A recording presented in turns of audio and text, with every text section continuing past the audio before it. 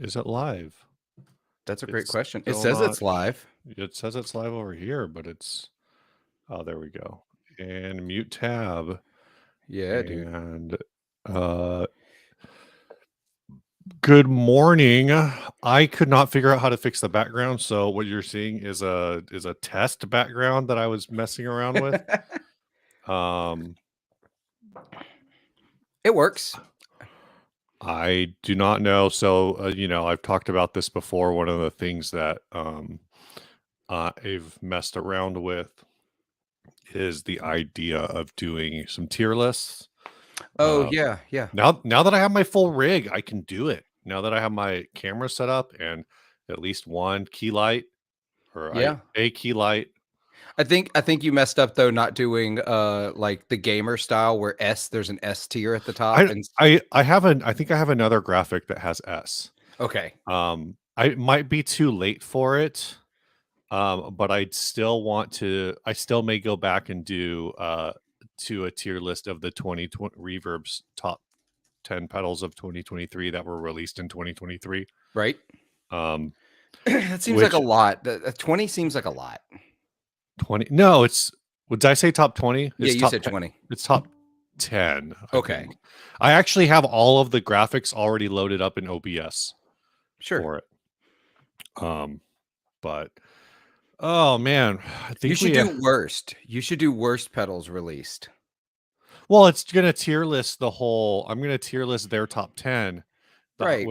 with the idea. So this is a preview. If I ever do that one specifically, the idea is that it would be saying like, for example, I think we talked about it before. Like Cloudburst is like an F tier. Oh yeah, I think it's an F tier. Nah, maybe not an F. It's probably like a D.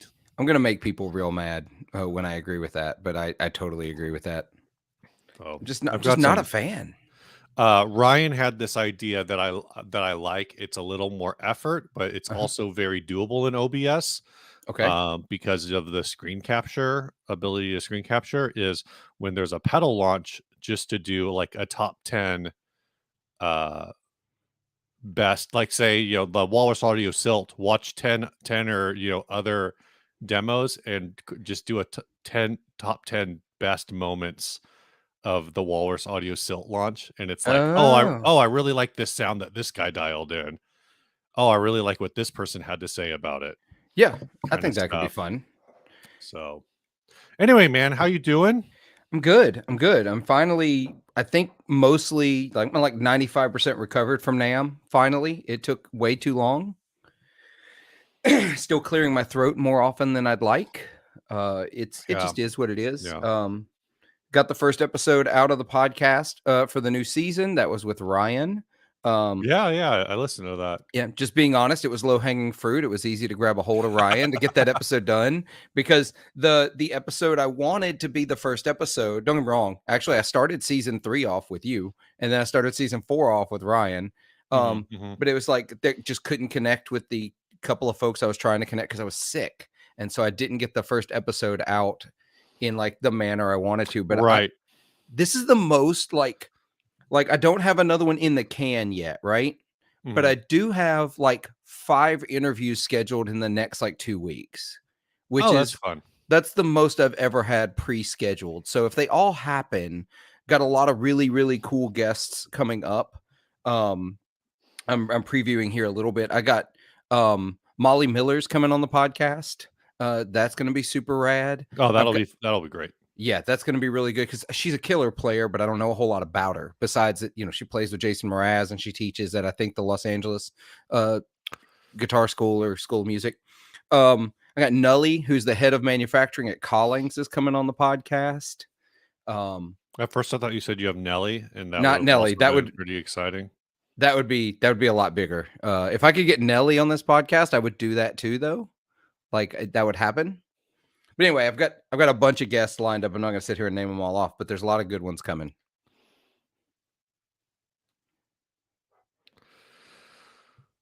Sorry. So, yeah, how are you? I'm tired. I was up off and on until almost like 3:30, 4 o'clock. One of my kids has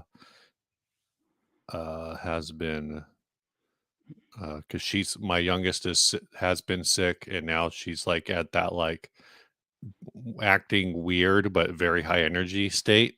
Gotcha. So that's exciting. Not. Um, but otherwise, I did end up buying a LED strip last night for the we were talking Oh, about nice. yesterday, to throw up behind to at least get the guitars lit up. Yeah. I Um, I think if you put it so the way your shot is framed right now, where you can't quite see the top of your rack, like you can't see yeah. the background, put it across the top. I think that would be the best way to do Hmm. it. So you're not Hmm. getting the light directly in the camera, because I have found that that can really mess with the exposure on the camera as Yeah. well. That's interesting. So like with them facing out.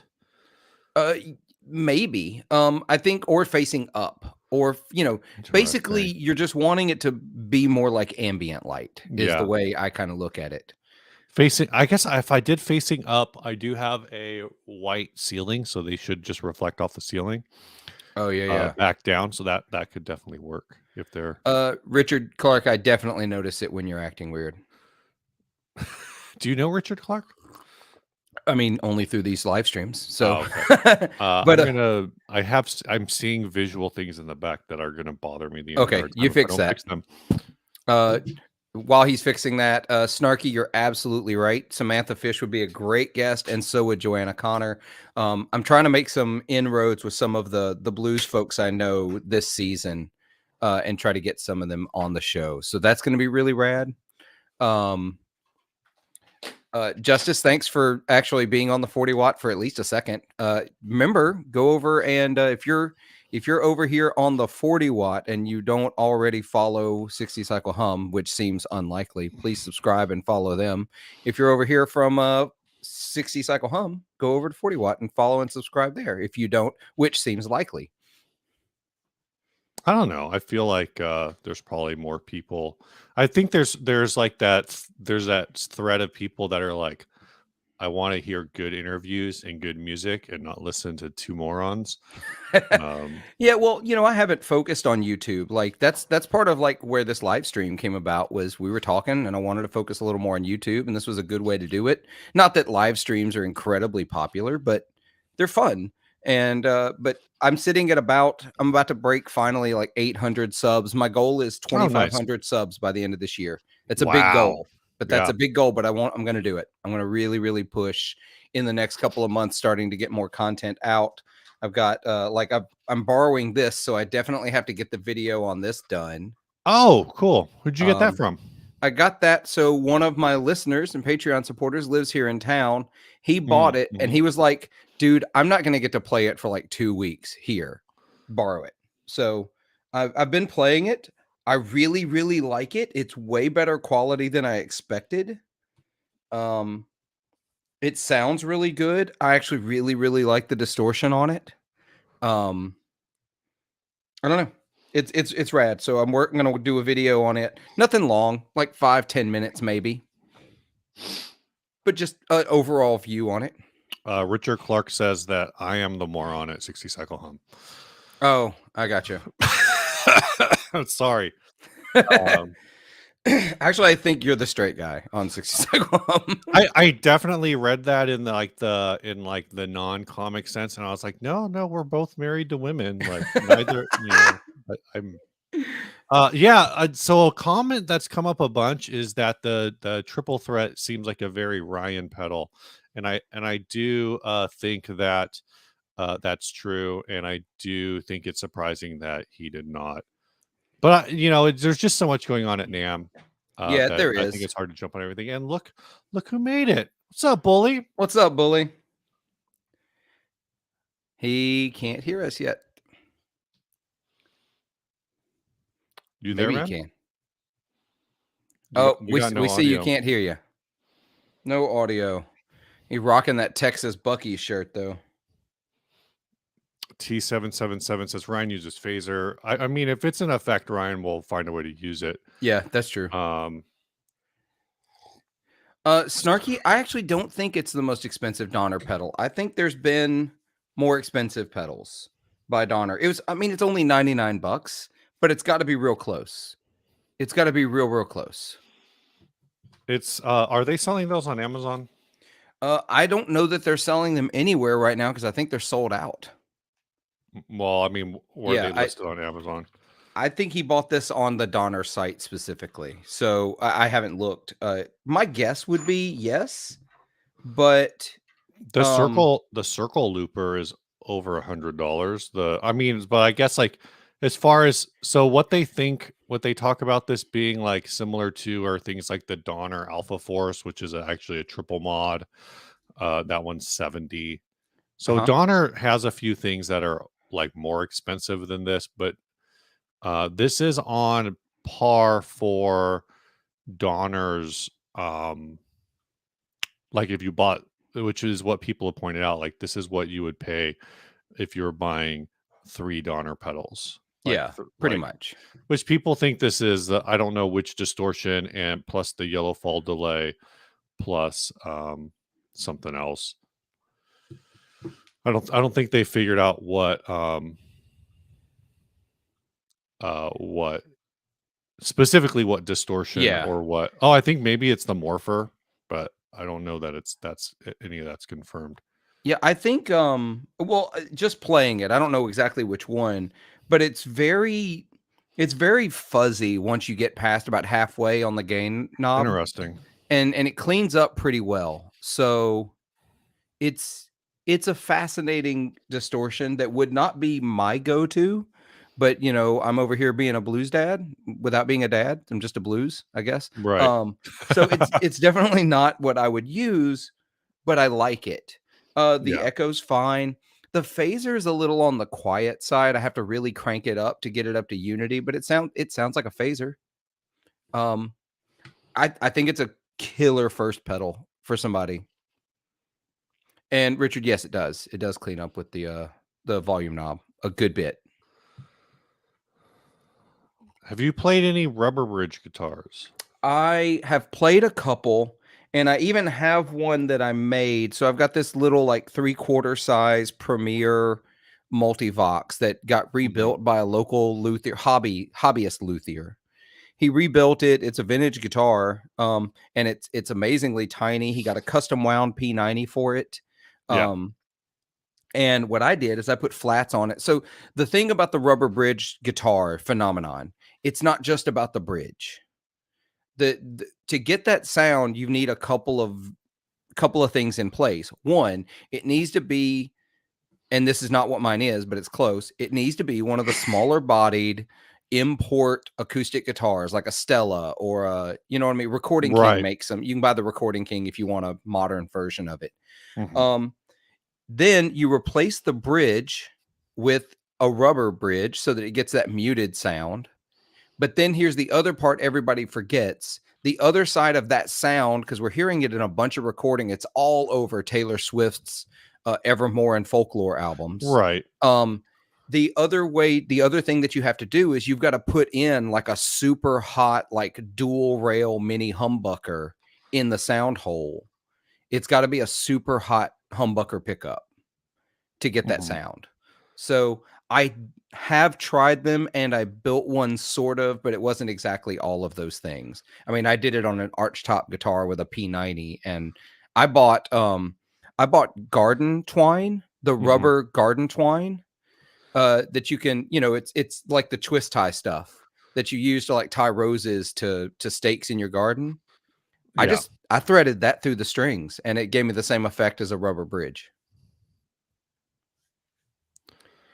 Snarky, most people know I'm a Swiftie at this point. Uh on so what you bringing up rubber string guitars, rubber string guitar, rubber bridge guitar or that topic and then referencing the Taylor Swift album, it made me think uh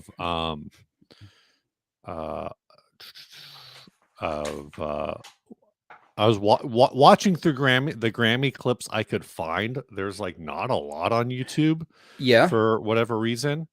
Um and uh but one of the ones that I watched was the Boy Genius interview, which I thought of because Phoebe Bridgers' Punisher has a lot of rubber bridge sound on it. Like that's just been the Yeah. bedroom. That's just been like the bedroom pop sound It for has. a bit. And it's cool. It's a super rad sound. It's Yeah. somewhere between like, I don't know, guitar and banjo because it's plucky sounding. Yeah. But one of the things that came out of that, which I don't know if I forgot or if maybe I knew about it, is that the Recording Academy was accused in 2020 of covering up sexual assault by its former CEO.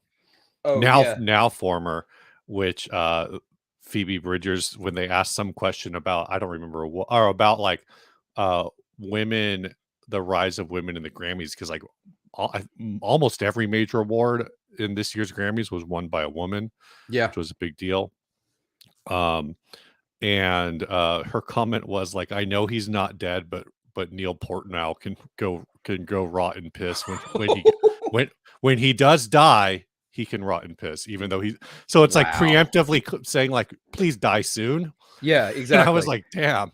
Also, I don't think he's that old. So Yeah, I don't know. But I will say, while we're talking about this, is a fun, because usually you and I talk and have a couple of things in mind we want to talk about before we do these live streams. We didn't this time. No. We were trying new technology instead, and it failed, but that's okay. While we're on Boy Genius, yeah. WTF, Fender, you let Gretsch build a Boy Genius guitar before we ever get the Julian Baker Telecaster? I'm also on that page. Emily pointed out that Lucy Dacus plays Gretsch. Oh, there we go. Let's see if we got, but yeah, I think that's really interesting. And I'm on the same page. Like, I don't understand why there isn't a Julian Baker Telecaster yet. I've been pinging Fender on posts. I don't know, a couple of times a year for the last like 4 years. Like, why is there not a Julian Baker Telecaster? Yeah. Let's add Bully. Can you hear us this time? Yeah, I can hear y'all, man. There he is. Sorry, buddy. Pretty good. Answering this question real quick. We're not doing a ranking list. I just couldn't figure out how to change my background. So okay. You have I was going to tell you how to do it, but that's. I guess it doesn't matter if you don't care. No, we don't care that much. We're not that serious. We're goofing off here. I'm loving the Lone Star State Bucky shirt though. Bucky shirt, yeah, man. You gotta represent. And I appreciate the fact you know. Thank you. Yeah, man. I've stopped at that one just outside of Dallas, the biggest one, and it is the most insane thing I've ever seen in my entire life. It doesn't make any sense. Yeah, isn't it pronounced bussies? No, it is definitely not. You do that, you gonna start a fight. Let me tell you something. Don't play. That is definitely something else entirely, Steve. We just gonna change glasses, so maybe.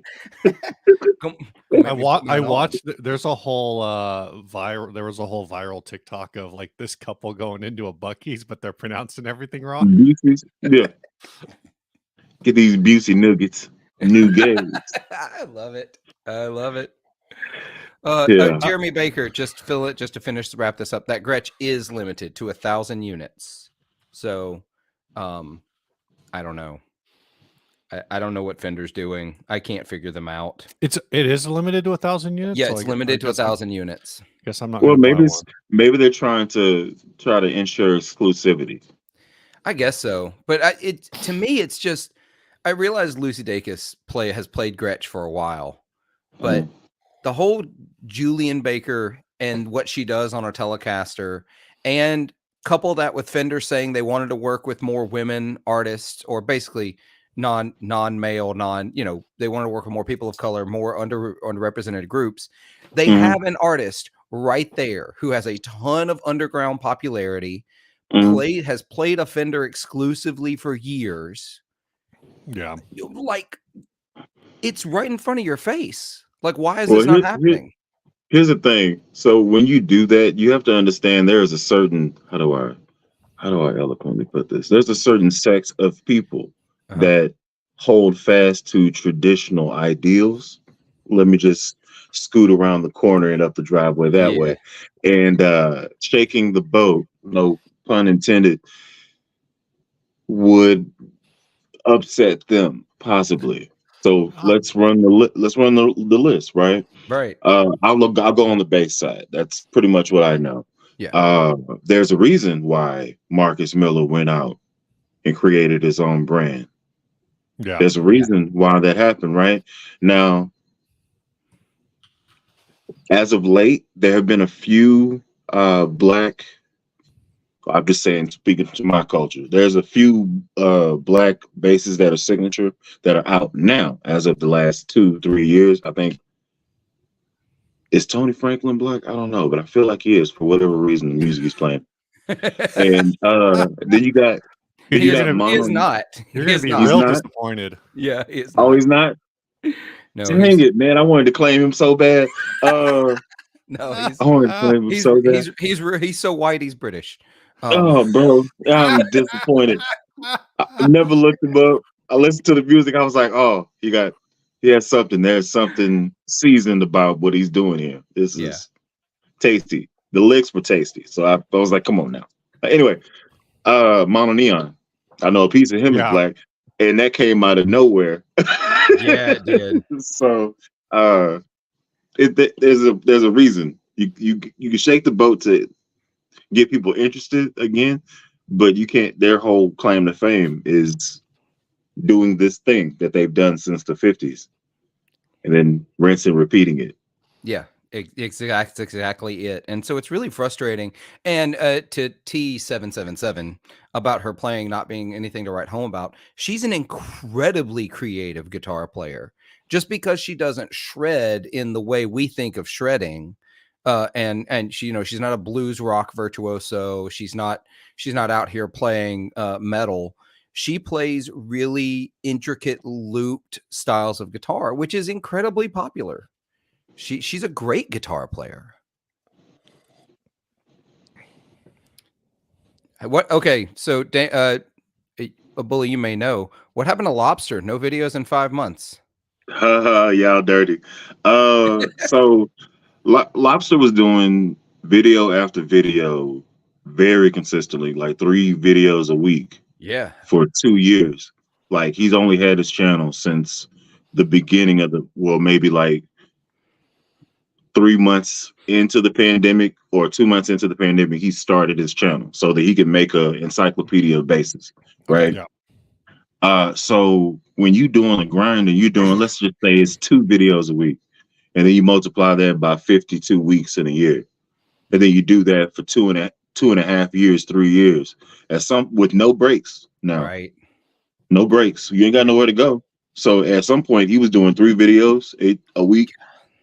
And then he cut it back. That was after like a year. Then after that, he went to 2.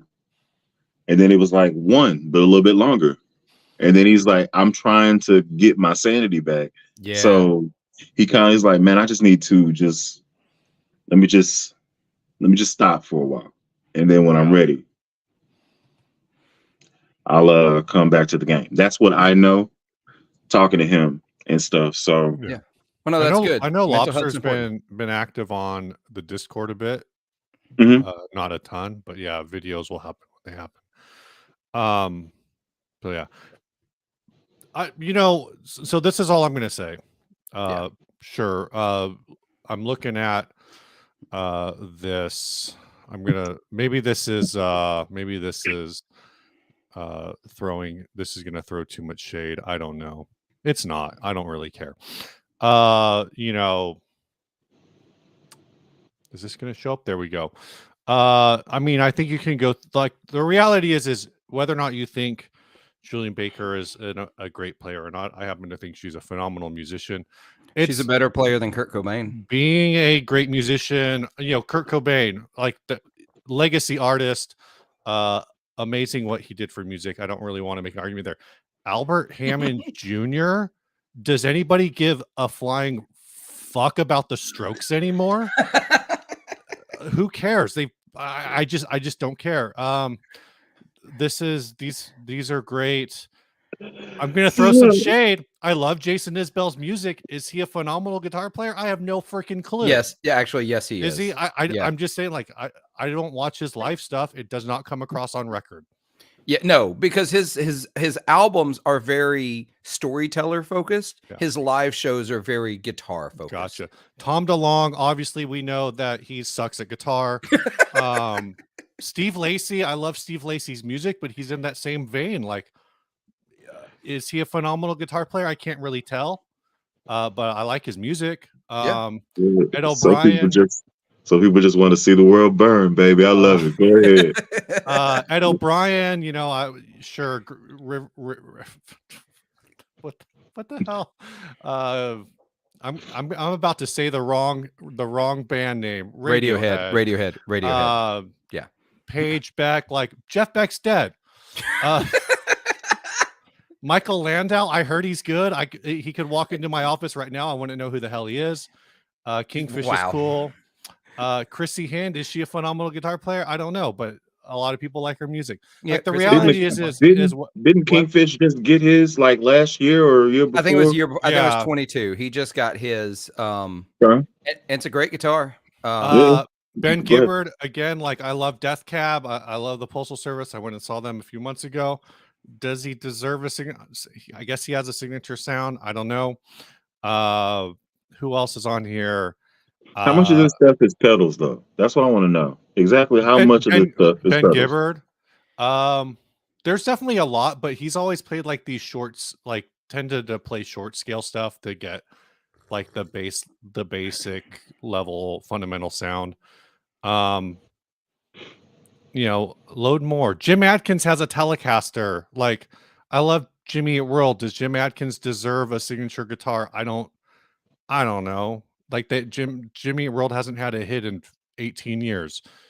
They arguably only had one hit. I love Jimmy Eat World, but they arguably only had one hit. And also we're going on the criteria that was presented, that the argument is that Julian Baker doesn't have a remarkable enough style of guitar to have an instrument. We're not talking influence. We're not talking about songwriting. We're talking guitar playing. So we're using the criteria you've given us.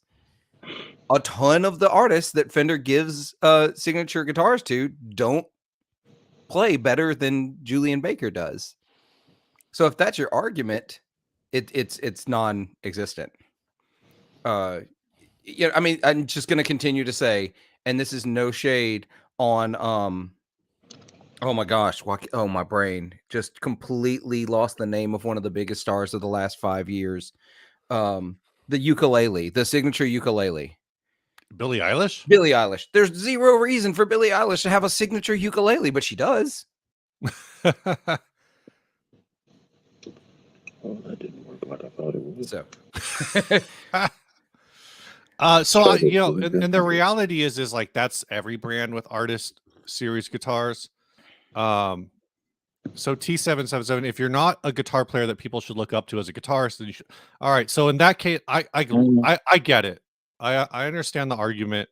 I think she is personally. I think if you want, like, it's all at some point it becomes reductive. You know, at some point you're basically saying that Buddy Holly should have a signature guitar, Hendrix should have a signature guitar, Jimmy Page that should be for real though. Hendrix should have one that I can buy just off for. Well, I think his estate is like very like they go back and forth, and I think there's a lot of stuff on the legal side. You know, so I get it at some point if you're drawing a line. You know, if you're not a guitar player that people should look up to as a guitarist, I'm going to say the thing. The only guitar player that should have a signature guitar right now is Taylor Swift.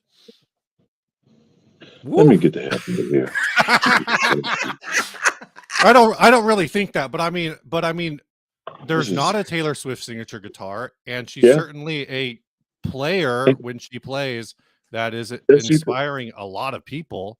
Does she she plays? Yeah, she does play guitar. She plays she used to play Johnny Marr's signature guitar. There is or was a signature Taylor Swift guitar, but it was a Baby Taylor.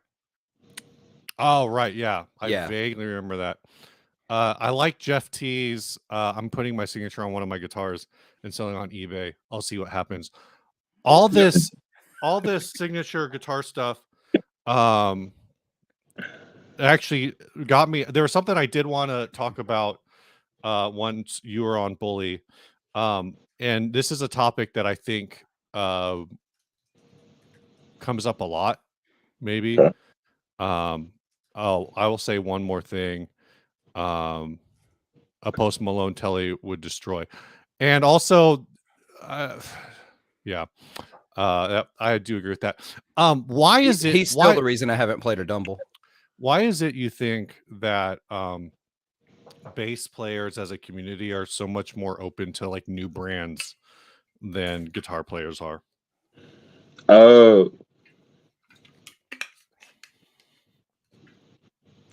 Hey, sorry to put you what? on the spot like that. No, man. I know what I want to say, but I'm gonna try to finesse this bad boy. Uh, uh, we are open to a lot of stuff because we don't really get the respect, and if we do get a specific artist type of representation, then that does come with a bit more Yeah. respect. It's an iconic thing, so like you don't have to really know you if you're into music. Like some of these bass players that I can rattle off, right? So Mhm. like we know what a flea bass looks like. Yeah. Like that off top, right? Okay. You know what the bassist from Green Day. You know what his bass looks like. Mhm. Okay. Yako, right? Like what his bass looks like. Even Yeah. Marcus Miller. They have iconic shapes, they have iconic visuals. Paul McCartney. That's two different basses. Yeah. Freaking Chris Adler. Not Chris Adler, that's a Chris Squire. Adler is a drummer. Yeah. So it we're open to it because we don't get the respect, even though we're like the skeleton of the band. If I suck, Sure. the band sucks. Like if a guitar player, no, let's keep it completely funky. Let's say you have a 4-piece band, right? You have a singer, you have a drummer, you have a lead guitarist, and you have a bass, right? Yeah. All right, let's go around the table. Let's go around the table swapping people out. So like you take your lead guitar player and he's just meh, right? Okay. But the singer is solid, the bass player is solid, the drummer is solid, right? You got a great Still band. Oh yeah. they can Yeah. still crush. They can still crush. All right, good. So let's take a great lead guitar, great bass, great drummer, and the vocalist is meh, right? Then you got the Red Hot Chili Peppers. Well, you kind of also have Creed and Oh yeah. Nickelback. You ain't wrong. You ain't wrong. So there's that. Drummer is meh, but the other 3 pieces, you can arguably still get by. The White Stripes. Some Yeah, people would yeah. argue the Beatles. Yeah. Well, Some people. well, I didn't say I would. I I didn't say I would. I have other. I have thoughts about the basis for the Beatles too, but that's not our subject. Okay. Let's just say I slap violin bass. Don't play with me. You hear me? So I have a vendetta against it, my personal self. So, but anyway, but if the bassist sucks and your lead guitar person is good, your vocalist is good, and your drummer is good, they're gonna suck because it's not gonna be a cohesive thing, right? I actually in this same philosophy, I actually leave the drummer in the same argument as bassist. If your drummer or your bassist aren't on point or aren't solid and you can count on them, you're gonna sound bad every time because as a guitar player, I know that. So the easiest playing band, and this makes no sense, but the easiest band I've ever played in was a 3-piece where I didn't have to work hard at all because both my drummer and my bassist grew up together, playing on stage together since they were 5, and both of them came up through the Kojic Church. And And black people. yeah, oh yeah, dude. And it was the easiest gig I ever played as a guitarist and singer because they knew how to fill in space. And they Kojic, so they got their licks are tough. Yeah, and they followed. And I'm an improv player, almost, like 80% improv player. I don't know what I'm going to play from one moment to the next. Songs, the structures may be short, they may be 10 minutes. They knew how to follow me. And not only did they know how to follow me, but they knew how to be solid the entire time they were following me. And they were able to recognize when, oh, he's going way off script. Our job is not to go off script. Our job is to be home for him to come back to. And once those players got too busy or one moved away to Illinois, once that got to that point, I never could get that again because I could never get that cohesion again. And every gig became work after that. It was real work. So hold on. Were you singing and playing lead? Yeah, singing and playing lead. Yeah. Yeah. Okay. I just had to make sure because I've seen situations where the bass player was a singer and you could have just been there being pretty in the front or whatever. Yeah. And I still don't know how bass players do that. I tried. I cannot sing when I'm playing bass. I can't do it. I also cannot do that. I end up singing the notes that I'm playing, like a Richard Bona type of thing. That's great. Well, so the thing that got me thinking about that though is like when I've watched your lives, Bully, you all talk about like different brands. Like you mentioned Sire earlier. You know, Sire started Marcus Miller. Like they were a bass company, which they were making bass guitars for a few years before they started making about 7-8 years. You know, making electric guitars, and then I know I found out about Kloss mostly through you.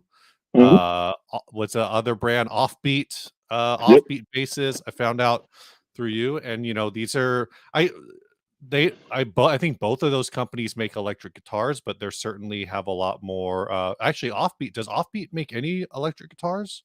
They do. Basses? They do, but because of me representing them, they get more call for basses now. So they're kind of going to where the money is and then shift back.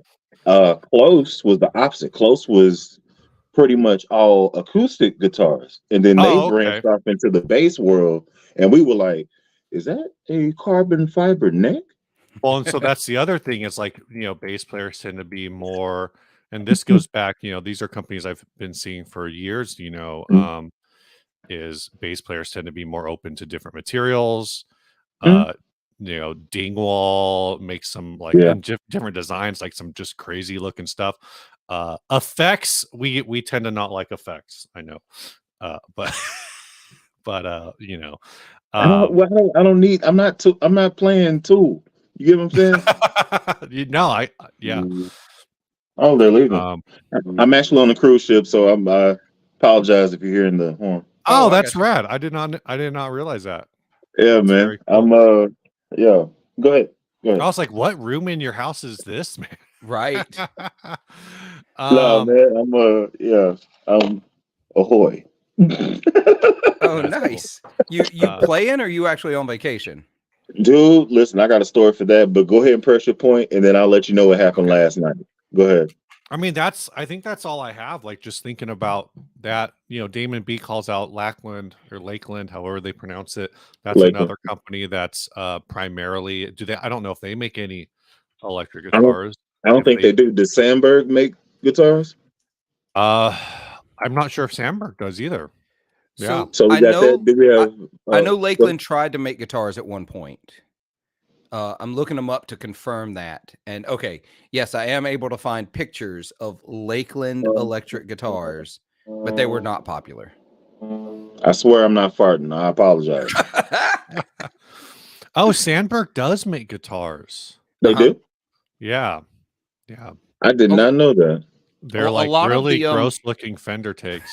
Well, a lot of the what I think of those innovative bass companies have made electric guitars at some point, but it's that whole thing. They were too innovative a lot of times. Like, for example, think of a company like Mike Lull basses. I've had Spencer Lull on the podcast. They make killer guitars, but nobody plays their guitars. All bass players play their guitars, play their basses, and they make great basses. But the electric guitars just don't really take off for them. They've got like a small following of people who buy like 5 and 6 of them, but at least that's what it's felt like from social media. Right. Yeah. I know back in the day it was like Fedora bass was a big one. Fodera There was a company just called F-Base. I guess they're still around. Like, there's just a bunch of these little like specialty base companies. I think it's like an interesting kind of a thing. So anyway, man, that's all I got. I was just thinking about that this morning. Bully, I'm glad you're here though, because you reminded me. I think I'm gonna buy a Marcus Miller this year. I think I'm gonna do it. Ooh, let me. Ooh, what's your style? Move your head real quick. Let's dive into this world. Oh well, I ain't nothing back here gonna tell you what my style is, but I'm probably looking at something like I'm looking at the V7 right now, but I want the 5-string. Pump your brakes. Pump your brakes. Okay. All right. I see your V7 and I raise you V10 or V8. Okay. Actually, I take that back. I say I raise you the F10. Oh, let's see. Let's see how much you're trying to cost me here, Bully. You're trying to cost me real money here, Bully. I was trying to be cheap. What's okay? Then let's go. Let's go this way. Go ahead and type in P5. Okay. Since you want to play this game, I'm told you what I want. I want this F10. But if it's not your style, it's cool. No, it's not my style. It is rad looking. It reminds me of there was a company making really, I don't know, it's that whole lack of an upper horn and it goes up the neck. Yeah, it's Federa. Is that Federa? Okay. Yeah. I could not remember which company. Yeah. Okay. I found the P5. Do they make P5. the P5 in a 5-string? Oh, yeah, they do. Look at that. Yes, they do. And they have some tasty colors. Also have real sexy necks too, because they just revised that roasted. Oh yeah, see, I'm probably bass is one of those things where I'm sort of okay with a maple fretboard, but I do prefer rosewood. Okay, well, let's do this. If you're gonna dip your toe, type in V3. That way, it's light on your pocketbooks. And I'm not a spokesperson for Sire. Not getting paid by Sire. I get it. Yeah, they doing a thing, and I'm trying to talk to them because I need to demo these new basses. Okay? Oh yeah. Shoot, you got to play Lobster's V10 at the bass house last now, bro. Did I? Yeah. I mean, I played a whole bunch of stuff. Mm-hmm. So, but V10, which was that the? I'm trying to remember. It was Natural. It was Natural. Had Avalon. Okay. Yeah. I played that for a minute. It was sweet. It made me want one. Sire stuff is just phenomenal. At all their price points, really. Like Lee Hazel. What bass would you get with the $600 budget? I mean, I think it's hard to walk away from. I think Sire, that's at 600. Well, but I don't. I will say this: if you're getting into it for the first time, not this one. This one costs money. But so here you go. This is that the V3 5-string in Tobacco Burst. They also offer it in a Sonic Blue, an orange, a mahogany, a black, and an antique white. I do like that orange. Yeah, it's nice, but I'm such a traditional, just freaking snob that Burst would be the way I go. That's why I told you to move your head. Yeah, I mean, you see all the Burst behind me. Even the look so I can see. Even the let's see. I'll look at this one. That's a gold, but it's got Burst underneath the gold, so it's a color on color kind of thing. And you still have a tortoise guard too, so you ain't leaving home too far. No, I'm not. It's going to the store, coming right back. now over here, you can't see it. I got a nice blue, platinum blue over there, but yeah, I like this Burst one a lot. $530 is real cheap. Mm-hmm. You should buy it right now. I can't. It's back ordered. It's back. I mean, you can still buy it. I could. Squeezed on out of that. You slipped right on out of that. As soon as I said that, I saw that big, the big back order more on the way. Yeah. Also, I mean, they're doing 24-month financing on them too. So yeah, that's what $25 a month. Yep. Or less than that. If it's 24 months, it's probably $15 or something. They're claiming 23. By the time they add tax, it'll probably be 25. Okay. That was his quick math. You boy smart. Anyway, I can't see that too. This screen is small, so don't y'all Oh, say you're you good. just looked at the screen. No, you're Anyway, good. I do want to throw this out there to you. Go and check out Harley Benton on Toman. Mm-hmm. Oh yeah. Now, if you're really trying to save your bread and you like modding or something like that, they play good straight out the box. Mm-hmm. But if you want to throw some ridiculousness in there, then it won't tap your pocketbooks. It probably end up being right around 500 once you all said and done. Yeah. Man, the first thing I see when I get over there is this BZ7002 NT. It is a 7-string with 3A flame maple veneer. This is the wildest bass like for Harley Benton I've ever seen. Hold on, I'll share it because it's It's a 7-string bass or 7-string yeah, guitar. 7-string bass. Let me Okay. I hate the way this works sometimes. Sharing screens is never easy. Let's see here. This thing is bonkers. Oh, I was into that. I ended up going with the progressive one, but that kind of reminded me of the kid Ken Smith. Like I Let's see. like that one. Let's see what the price is. I'm clicking to see what the price is because it said 250, 530. Okay. yeah, Okay. $539. Look at that. All right. That's not bad. Yeah, What I came are in these 250 tuned too tough. to? It's gonna be B to F or E to C. Depends on what type of playing you're trying to do. Hmm. So BEADGCF, Oh, interesting. I think. So it's going one down to BEADGCF. No, Yeah, it should be the same spread, so you can run the same pentatonic all the way from B all the way down, yeah. and then all the way back. So yeah. Yeah, man. I've been playing show choir these last few weeks. I'm playing for this high school show choir, and our bassist is playing a 6-string BTB, and I just look at his bass and I'm like, man, that thing doesn't make any sense to me. I know it's got 6 strings, but it's once you add that high string, I get lost. Like my brain completely erupts. So I'll do you one worse.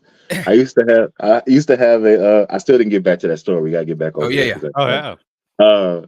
So I used to have a Ibanez 506, right? It's the mahogany joint, and the string spacing is really, really tight, like nat booty tight. So I ended up stringing it up E to F, simulating like a flamenco bass or like a Mm-hmm. something like that. So the reason why I did that, one, is because I thought it was cool, didn't never do it. The second reason I did that, I didn't like the lead guitar player in my church, so I would use those higher strings to piss him off and do his runs, and then play my bass lines, and then slide on into his stuff, and then come right on back, and he'd look over at me. Yeah, take every piece of that. You're not good. There we go. Back to the music. Take every piece. Feel every piece of it. Yeah. He ended up moving. I was like, hell yeah. Man, there's some satisfaction there. There's some Yeah, man. satisfaction. He got the last laugh. He stole my tripod and gave me his crappy one. I was like, Oh man, rat bastard. God gonna get you. Oh my gosh. yeah, it's gonna break on him first time he tries to use it. That's what's gonna happen. Yeah, I hope he pops 2 strings. Man, His A and his G at the same time. Pink. man, breaking bass strings is the wildest thing. Like I don't do it often. Well, back when I played bass a bunch, but yeah, I don't do it so much as often either. But yeah, when I first started out, I had no technique. So I was pulling strings way harder. And I had light gauge strings too. I was going with like Ernie Ball light gauge. I didn't know no better. I was just, these are $16. I don't have any money. I'm a kid. So yeah, that tracks. yeah. I don't break electric strings, guitar strings that often anymore. People are they find that weird. I was like, no, I learned to play in a way that doesn't break strings. I haven't broken a string in a long time. I think Oh, I feel We're like not there's gonna a do lot to yeah, I know, right? I feel like there's something to like if you're strumming, like if you're doing a lot of strummy stuff, you're maybe a little more prone to breaking bending. strings. Yeah. Mine was Me, playing hard and bending notes because I bending. That's bend. always what gets Yeah. me. I've broken a few strings on bass back in the day, back when I was, but again, it was a lot of pulling. I mean, I was playing in like a noisy alt punk, whatever band with Ryan. And so, you'd get to the end of the song and you're just like grabbing the bass, picking up the whole body of the bass By the by the strings, strings. yeah. I mean, The disrespect. Also, what was that like? Surfboy playing punk music? What was that like? that's what so it was a lot of kind of like that alternative, like MC5 inspired, Wayne Kramer, RIP, Dead Kennedys kind of a sound. So it's like there's some Oh, surf so influences, but it's yeah, definitely I was about to say all, it's not too far out in yeah. the water as it was. It Oh, is. look at that. So Oh my So gosh. speaking of out in the water, let's come back. Are you on vacation or are you playing? yeah, Coming back to this story. this is my 10-year vacation. I've been married to my wife for 10 years. She's currently hanging in a hammock. This is not a game. She's there swinging back and forth like a hammock. Nice. So this is our 10-year, and I bring a bass because yes, the hell, and I was walking in because we just got here yesterday evening, and they had a band, like a band that was just playing down in the main room, Mhm. and musicians, you know how this goes. I end up standing around, double fisted drink. Uh-huh. I still have my close bass backpack on, which is this, right? Yep. Right? Yeah. It's cool. So the neck itself goes in here, and then the body goes in here, and Oh Oh. it's a wow. backpack. Crazy. This is my travel base. So I have it there, and they're doing a set list. It's very popular instrumental stuff, and then they started doing improv jump. So I was like, Mm. okay, well, sign me up. So I slid on back there. They doing some nice little grooves, you know. Uh, and they see me. They was like, "What's up?" I was like, "What's going on?"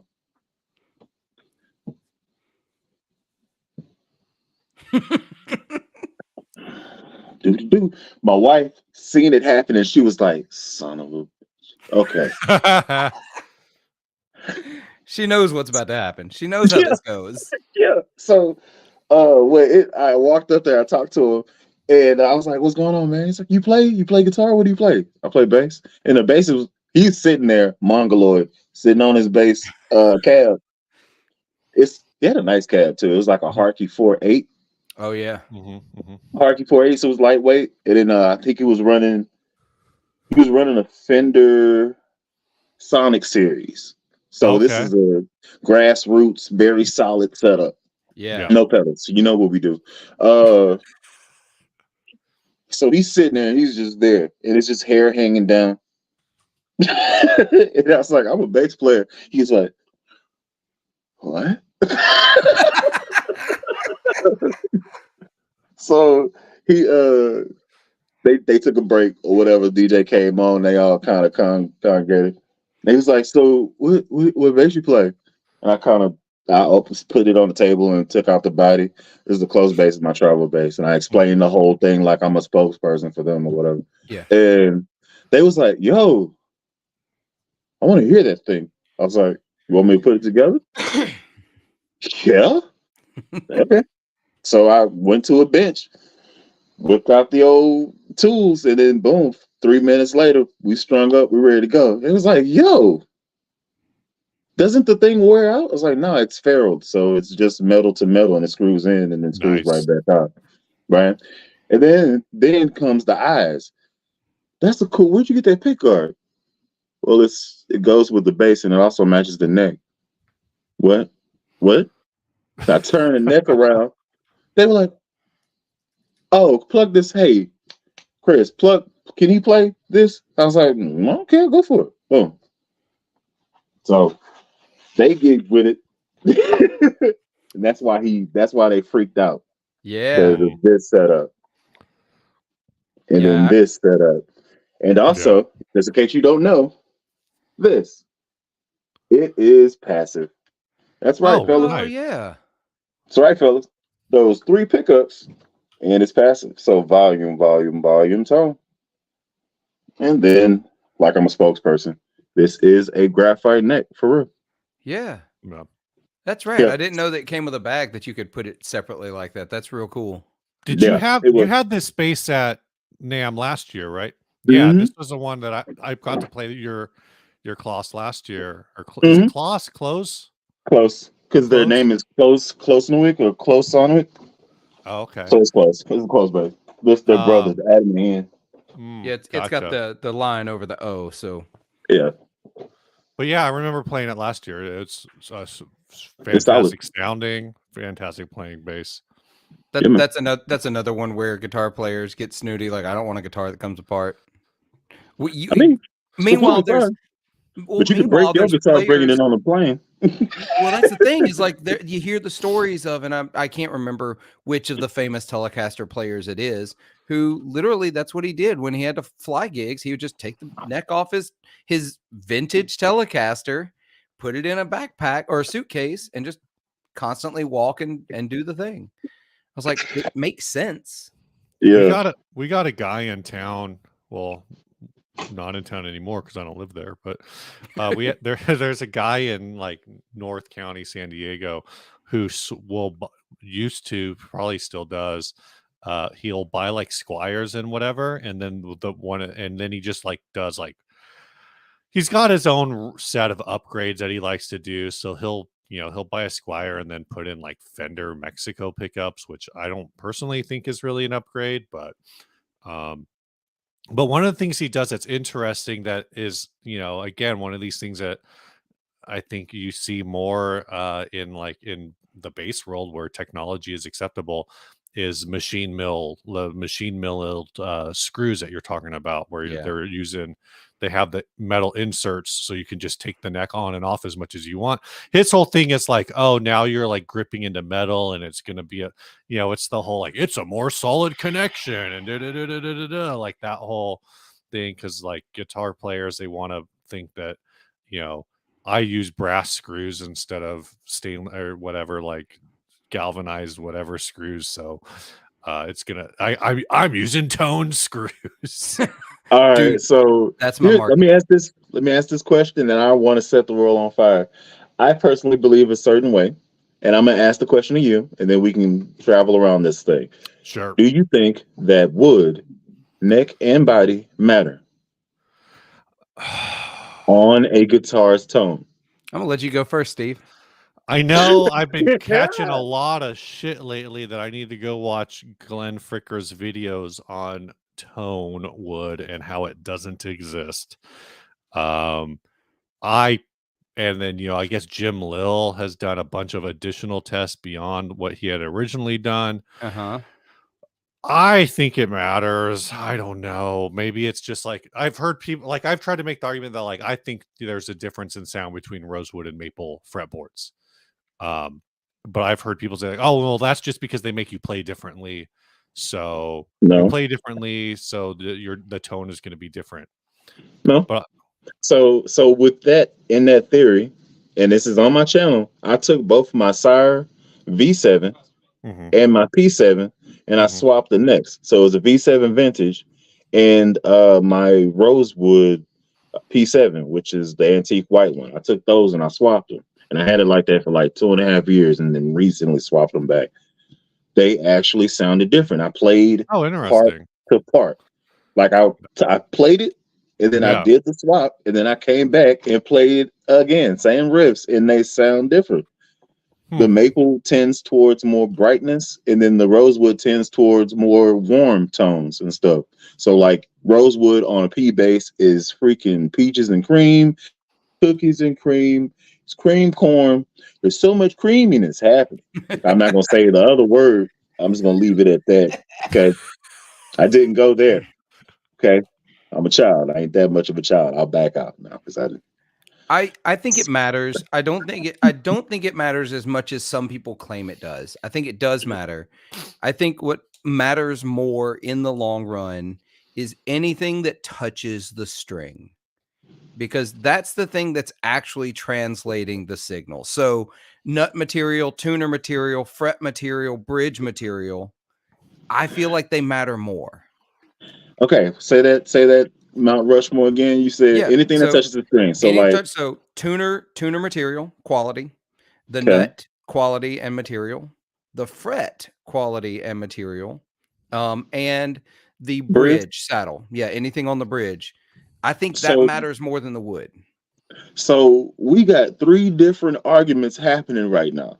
Hmm. So dig this. I think that, or maybe it's just two, but there's three because I didn't even factor that in what you just said. Yeah. So we have some people that are like tone woods matter. A mahogany with a maple is going to sound this way. All mahogany, everything is going to sound this way, right? Mahogany tends itself towards more progressive church-based people, maybe. Yeah. Now you're saying all the touching to the strings, so you're taking out of account, or you're adding into account maybe the player's hands itself tends Yes. itself towards Absolutely. what it sounds like. What I've heard with previously was the tone woods matter Hmm. more than the electronics, and they took the touching thing out. And then the other people was like, no, you could put upgraded electronics on a freaking shovel and it's gonna sound okay. Hmm. Like that's the schools of thought. And then you just freaking threw a fork in the road. I don't know Yeah. what to I do with think I that. think the things that touch the strings, because that's what's ultimately, that is the first gain stage. That's the first thing that moves to create sound. Nothing I, else matters you're if the not wrong. string is not vibrating. You're not So, wrong. yeah, and so anything that affects the vibration of that string matters more than everything else. All right. This is where I back into a corner. Now here we go. Let's go Squire Affinity Telecaster. Sure. Very I bought this for $200 in a pack with an 8-inch amplifier, a cable, a Sure, strap, sure. pick. $200 a starter pack, right? Yep. Mhm. Now, what do you think is going to make a more of a dynamic change? Swapping out the electronics or swapping out the hardware scan? I Because now think you're taking standards and Mhm. make it a thing. So that's what I want for you. I want to know. So I'll put this in terms like this. So you can change the electronics and it's going to make a massive difference. It's going to. But you've also got a ceiling on how good a difference it can make, because the vibration of that string is being affected by the pot metal cheap parts that are holding the string, and you're not getting as much vibration out of the string. So yes, it's going to sound better with the electronics upgraded, However, but you've got a ceiling. You've got a cap on how good it can get until you upgrade those other parts as well. okay. So if you're going to modify a guitar Mhm. or instrument, what is your 1, 2, 3 in a package? I'll have to go back a ways, because to be honest, I typically try to buy an instrument I don't have to modify anymore, because that's who I am. I hate having to modify instruments anymore. That's part I, of the fun, man. You learning the instrument. it used to be for me when I didn't also have a 40+ hour a week job and gigs that I'm Oh, playing, and I had more time to do it. I don't have time, but when I'm upgrading, the first thing I'm going to do, when I used to, is I change saddles. That was always my number one. Saddles. The saddles was my first upgrade back when I was a Strat player, when I was a hardcore Strat guy. First thing I did was get good saddles, because the saddles, even though everybody's going to be mad because everybody's nostalgic for the 90s and 90s Stratocasters, but the Strat, even they didn't have great saddles in them, the American made. So I'd upgrade the saddle and then electronics. what Because do you go typically, with as far as saddles go?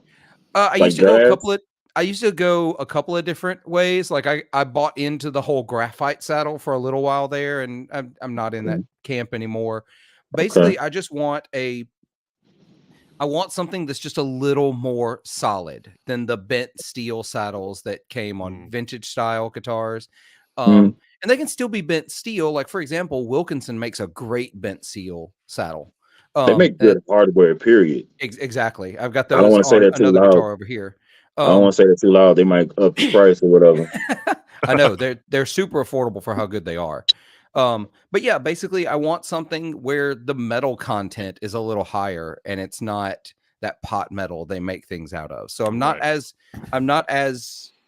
die hard about the material as I am the quality of the metal. So it could be brass, it could be graphite, it could be steel, as long as it's good steel, good quality graphite saddle. It's just got to be solid. You make an argument, man. I can't. I thought I was gonna bag you down. All right. It's because it all matters. I'm just arguing the priority list. Because, for example, I think wood matters. I don't think it matters as much as this, and I think electronics matter at least as much as the wood. For an electric instrument, for a solid body electric instrument. Once you get to hollow bodies and semi hollows, we're talking a totally different animal. Man, do you think I'm sorry, I'm just interjecting my way into this. You're good. Do you think let's go into the bass world, because this is where it's grinding my gears. Acoustic bass, yes or no? I've never played one where I wasn't just playing Nope. it for fun. Don't squirm out of this. Acoustic bass, yes or no? They're fine. I don't like it, but there's actually a video on YouTube of me playing acoustic bass with Kingfish at a blues festival, and it was the only bass available because I actually showed up to play guitar with him. We were playing this little like setup gig right at a festival, a little quick fly by seat of your pants kind of gig, and then the person who was gonna play bass didn't make it. And I didn't bring my bass because I wasn't supposed to be playing bass. And I was like, but they had like an acoustic bass there just at the venue. And I was like, fine, it'll work. We can do this. It's true. Destroyed my hands. It sounded okay. It was fine. I'd much rather have an electric bass, a semi-hollow bass, or if I'm gonna play acoustic bass, I as a guy who played upright, I want fretless, flat wounds. I want it to sound like upright bass. I don't want it to sound like an acoustic guitar, just deeper. Okay. I accept your answer. We're going to come back to it, though. Go ahead. I mean, if it's just got to be yes or no, I'm just going to say no. Okay. All right. So I feel the same way across the board, and I haven't run across it yet. Well, I've only run across it one time, where I thought a semi-hollow was cool. Okay. And that's a Jack Cassidy. But every other situation, everything from the bronze strings to you still gonna amplify the doggone thing anyway. Like what are you gonna do? Play it at a campfire? What is it? Who is it for? Yeah. I can't justify the invention of an acoustic bass. Right. Guitar makes sense. That's treble. So treble travels easier than bass does. The frequency. This is my choice. If I had to have an acoustic bass, this is it. Steve, you can hit that button. Yep. That is a Takamine TB10. It is fretless. It is arch top. It even has an end pin, so you can stand it up like an upright. I knew you were going that way. I knew that's where you were going with it. I was like, that looks like some cello type of situation. That's if I'm going to play an acoustic bass, that's what I want as an acoustic bass. NPM in the chat says the TP10 doesn't count. Don't put that in the acoustic bass category. It's an acoustic bass. I've never seen one of these before. I've never seen it either. They're hella expensive too. Oh yeah, got to. You got to pay that premium. But he does say, and I guess I'd say he. I don't know. I've never interacted with NPM before, but one of the things here that I think is true, like if you were going for a very specific tone, I mean, sometimes there's only one way to get it. If you're gonna mic an acoustic bass, I guess that's a unique sound. But just like Bully, to what you're saying, like that's kind of why I'm like, just it's a pass for me, because it's like in the bed, if I'm just playing it in a space where I can hear it, it's like, is it really that much better than just playing an electric bass unplugged? I don't know. And then Well, as soon as or you're going, like even you said, like campfire, like if you're going to campfire, you don't even need I mean, I guess like maybe you need a bass. I don't know. It's a freaking campfire. Like who cares? But I did see somebody. Oh, Zach Jones said the Taylor GS mini bass sounds okay. you see how, but that's a Taylor. So this is a lot of money to It's just be 1,000. men. Yeah, it's $1,000 Just to for be one of men. those. Yeah, exactly. I do like semi-hollow basses, but it's a tone thing, but it's also an aesthetics thing for me. I really like the aesthetics of semi-hollow guitars. Mhm. So that's what that is for me. I played when I was in Seattle back in November. I went to Emerald City Guitars, and they had, I didn't even know it existed until I was getting ready to go there, and I was looking at their inventory online before I headed over to the shop because I was on a bus and I had time. They had a Gibson Bass 6. I didn't know Gibson made a Bass 6 like the Fender. So it's thinner string spacing, slightly thinner strings, but it's tuned like a bass. EADG CF. No, it's guitar tuning. So yeah, It's EADG It's BE. so it's a guitar just an octave down, Yeah, right? exactly. But it was a 335 style body shape. And Oh, interesting. let me tell you, it was one of the coolest things I've ever seen. I'm going to pull it up. What's the 335 shape? Gibson Bass 6. I bet they still have it. They do. So here we go. I'm getting better at the screen sharing thing. I'm getting fast at it. Here you go. Oh, man. And I played it, and it was absolutely... It's marked down to $18,950. I mean, it's damn near affordable. Sign me out, coach. Yeah, it was at 21,000 when I was there. So let me see. Go back to They proud, boy. They proud, and the pickups right next to the. Listen, hey, I can shred this thing. So this is from 1960. They only made, I don't know how many. I don't know that anyone knows. 67. It says 67 of them. Yeah, 67 of them have ever existed. So this takes it all the way back to when I first jumped in, and they doing the exclusivity type situation. Yep. Because you don't have to sell 7,000 bases to make that money you can make off of one. Yeah. Well, or so two. When Gibson made it, they didn't make it with the intent of being exclusive, but not long after this, they switched over their Bass 6 to being the SG body style instead of the 335 body style. Right. So they made more of those, of the SG style. I don't know how many before they just didn't sell and they stopped making them. Okay. So what's interesting, so I didn't know this. Apparently, if this was made in 1960, this actually was made before Fender made their first Bass 6s. And Richard Clark, yes, that is a regular PAF. That's an original, like would have been found in a burst Les Paul PAF. Oh, in that case, the pickup itself is worth 20 grand. Right. Oh, I did want to say, because we talked about this not that long ago, and or no, I made that video about it. Somebody in the video I made about the Gibson pickups made the comment that the $1,000 Gibson pickups, that they did not sell 1,000.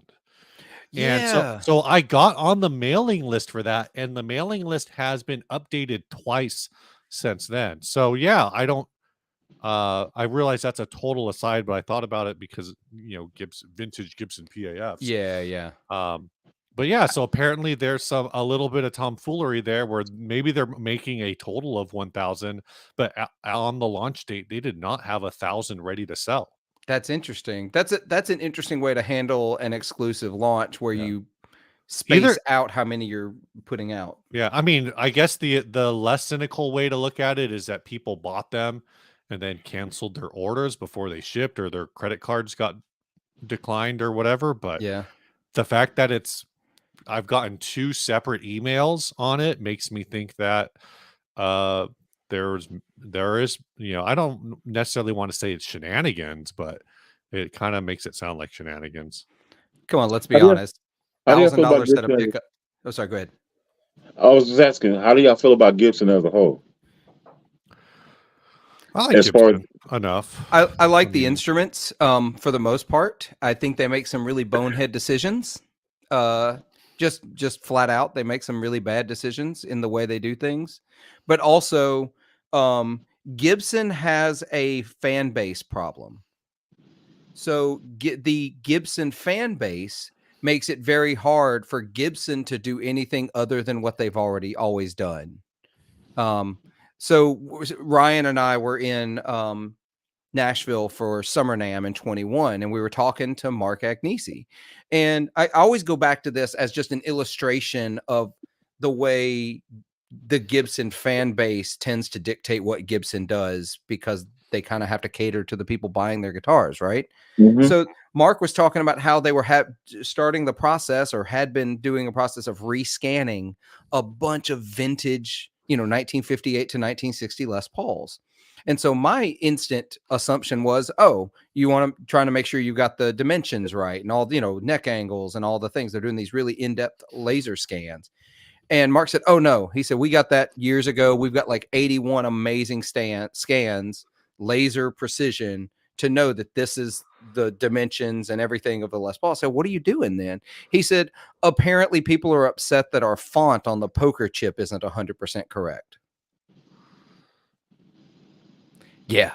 Gibson fans are toxic, and they make it hard for the brand to not to make better decisions. Right. Okay. Hey, Theodore. Oh, the Theodore, yeah. This is interesting. So I have a huge knock. Well, it stems from one thing that ticked me off. Like I was fanboy, right? Uh-huh. In Memphis, there's a Gibson factory, right? Was. So, oh, it's gone now? Yeah, they closed that in 2019 when they got the new ownership, new CEO, and they brought everything in a little bit to bring the quality up. They brought Okay. all artisans in Memphis, because the Memphis ones were the best ones. Being from the Delta, Mississippi Delta myself, that, Memphis is the capital of the Delta. So I'd go up there all the time, but they moved a lot of those artisans to the Nashville shop. And so there's less differentiation, so they get all the good hands on all the instruments. And that's when, honestly, the quality control's been up since they had that, regardless of what people tend to think. But Okay. yeah. So along with the making the bad decision things, so I got to tour the shop. I was fanboying. I was like, this is gonna be awesome. This is gonna be awesome. So I got to go and walk around and see how people were actively making different stuff, stacks and stacks of necks and stuff. Right. Like an assembly line. Each person does this one thing every day. This one thing. That's it. I got to the end where they have all the completed things and they're all in the sitting racks or whatever. And I was just looking at Thunderbirds. I was just like, oh yeah, when I get to this gift shop, it is on and popping. You hear what I'm saying? Yeah. Got to the gift shop because I had never played an active Thunderbird, 5-string Thunderbird. Okay. I was there with it, right? I got to the gift shop. They only had a 4-string Steinberger and like 50 Les Pauls. Yeah. That sounds right. But they had the Dream stack though. I'm talking SVT with dust. Like it was a husky girl. I was like, oh, it was so big. I walked in, seen her, like I felt the presence. I was like, oh, it's about to be nasty in here. And then I walked around, seen this little dinky bass. I have a picture of the situation. I was fuming. I was like, hey, I need y'all to let me back on the floor so I can get this bass so I can play it and know what it sounds like. And they were like, we can't let you in this way because the tour is over. That's one thing. That was part of what Gibson did the garage for, the Gibson garage in Nashville. So while it's not the factory, the goal, as they've told me, is that they will have one of everything they make available to play and or buy at all times at the Gibson garage. That's a good thing to have, Yeah, you know. it's a great Uh, goal, kind of fixing this issue you had where you wanted to try this thing, they didn't have it. yeah. Next problem is the Ripper and the Grabber has not been reconstituted in the Man. everyday carry. Like you came out and you got what, the Embassy, right? The Yeah. Embassy is solid. I like that base. It's not as good as the Rascal, the Paranormal Rascal the Fender came Man, out with, I but love that's that a whole Rascal nother so much. That's a whole nother discussion. But the Gripper and the Rapper, they kill, they stomp. They're boat anchors. However, they stomp, and they're not. If they'd bring those back, at least for the first year, they would sell like Yeah. hotcakes. I don't know if long term there's enough like people who just love them to carry them forever, but they absolutely need to be brought back for at least a limited run or a little bit. I do. So I got to go to the LA showroom, the Gibson LA showroom when I was at NAMM a couple of weeks ago. And they were announcing they let us try a lot of the new models that are coming out, and they had a bunch of the new stuff out because they didn't go to NAMM itself, right? They were doing this, and they're bringing out a new Epiphone Thunderbird that looks killer, absolutely killer. Actually, All right, talk nice to me. What does it look like? It's not reverse neck, right? Because I didn't give a dang about that. I can't believe I actually have the spec sheet right here next to me. Believe it or not. Are the new Thunderbirds not out yet? I like that color. Yep. So they're offering it in that color is Inverness green. They're also offering a silver mist and an ember red. They're not officially out yet. They did Indian laurel fingerboard, of course. But it is a 9-ply neck through mahogany wings. They went with a Graphtec nut, and they've wait. Bring the picture back to the screen, because if they have that trifecta, bring the bottom piece. I can't. Oh, what do you mean, right here? Yes, that I agree. Now fix the neck dive issue. That's the only other thing. Yeah, I did not try it with a strap on, so I don't know if it was neck diving, but they've created new pro buckers for this. These are brand new pickups that they've never used before. Okay. So I'm really interested to see what they sound like. I didn't get it. You know, you can plug one in, but if you're not playing, with some earnestness at a real volume, you don't really know until you play it at a real volume. And I didn't get to do that. Okay. But I'm super excited about this one. It actually comes with a gig bag, which that's a bonus. I'm real excited about that one. They're also bringing back a couple of new Firebirds in the Epiphone line that I think are real cool too. What's the price point on that Thunderbird? That's a fantastic. I have no idea. It doesn't. They didn't say. There's no price on it. I was asking because Zach Jones wants to know how we think that Epiphone is going to stack up against the Schecter Ultra Bass. The Schecter Ultra Bass is a EMG powered. Yeah. They lose. Whole situation. Oh no, it's not. They're not actives. They're the EMG HZs, which is surprising, but it's $1,100. I'm gonna always go Epiphone over Schecter, and that's just me and my experiences with Schecter instruments. Hold on, this is an Epiphone entry. That's an Epiphone entry. Okay, so that shakes the pot a little bit, because if you put a Gibson head thing on there, then that's an extra $1,500. Exactly, but instead we're looking at possibly a $700 or $800 bass. Possibly, probably not. It probably going to end up being around 1,000, or they'll try to wing it and be like $99.99 or something like that. I was assuming that was a Gibson. I was like, dang, that's going to be $2,800. I'm never going to get that bad though. I got to go to Guitar Center, but you start getting a little zesty with the Epiphone now. Okay, I like it. So right now you can buy an Epiphone Thunderbird bass, not this version. This is the slightly different version, but the current one that's available for $750 is the 60s Epiphone Thunderbird. Okay, so maybe 1,200, 1,100. I hope not. I hope we see. Well, they're making changes, so they have to make up for that R&D. So If they're trying to be competitive, this is going to go against the Player Series Fender situation. Mm-hmm. Mm. And This is we'll that. see, because I'll be honest, the Epiphone Dave Grohl came in cheaper than I expected.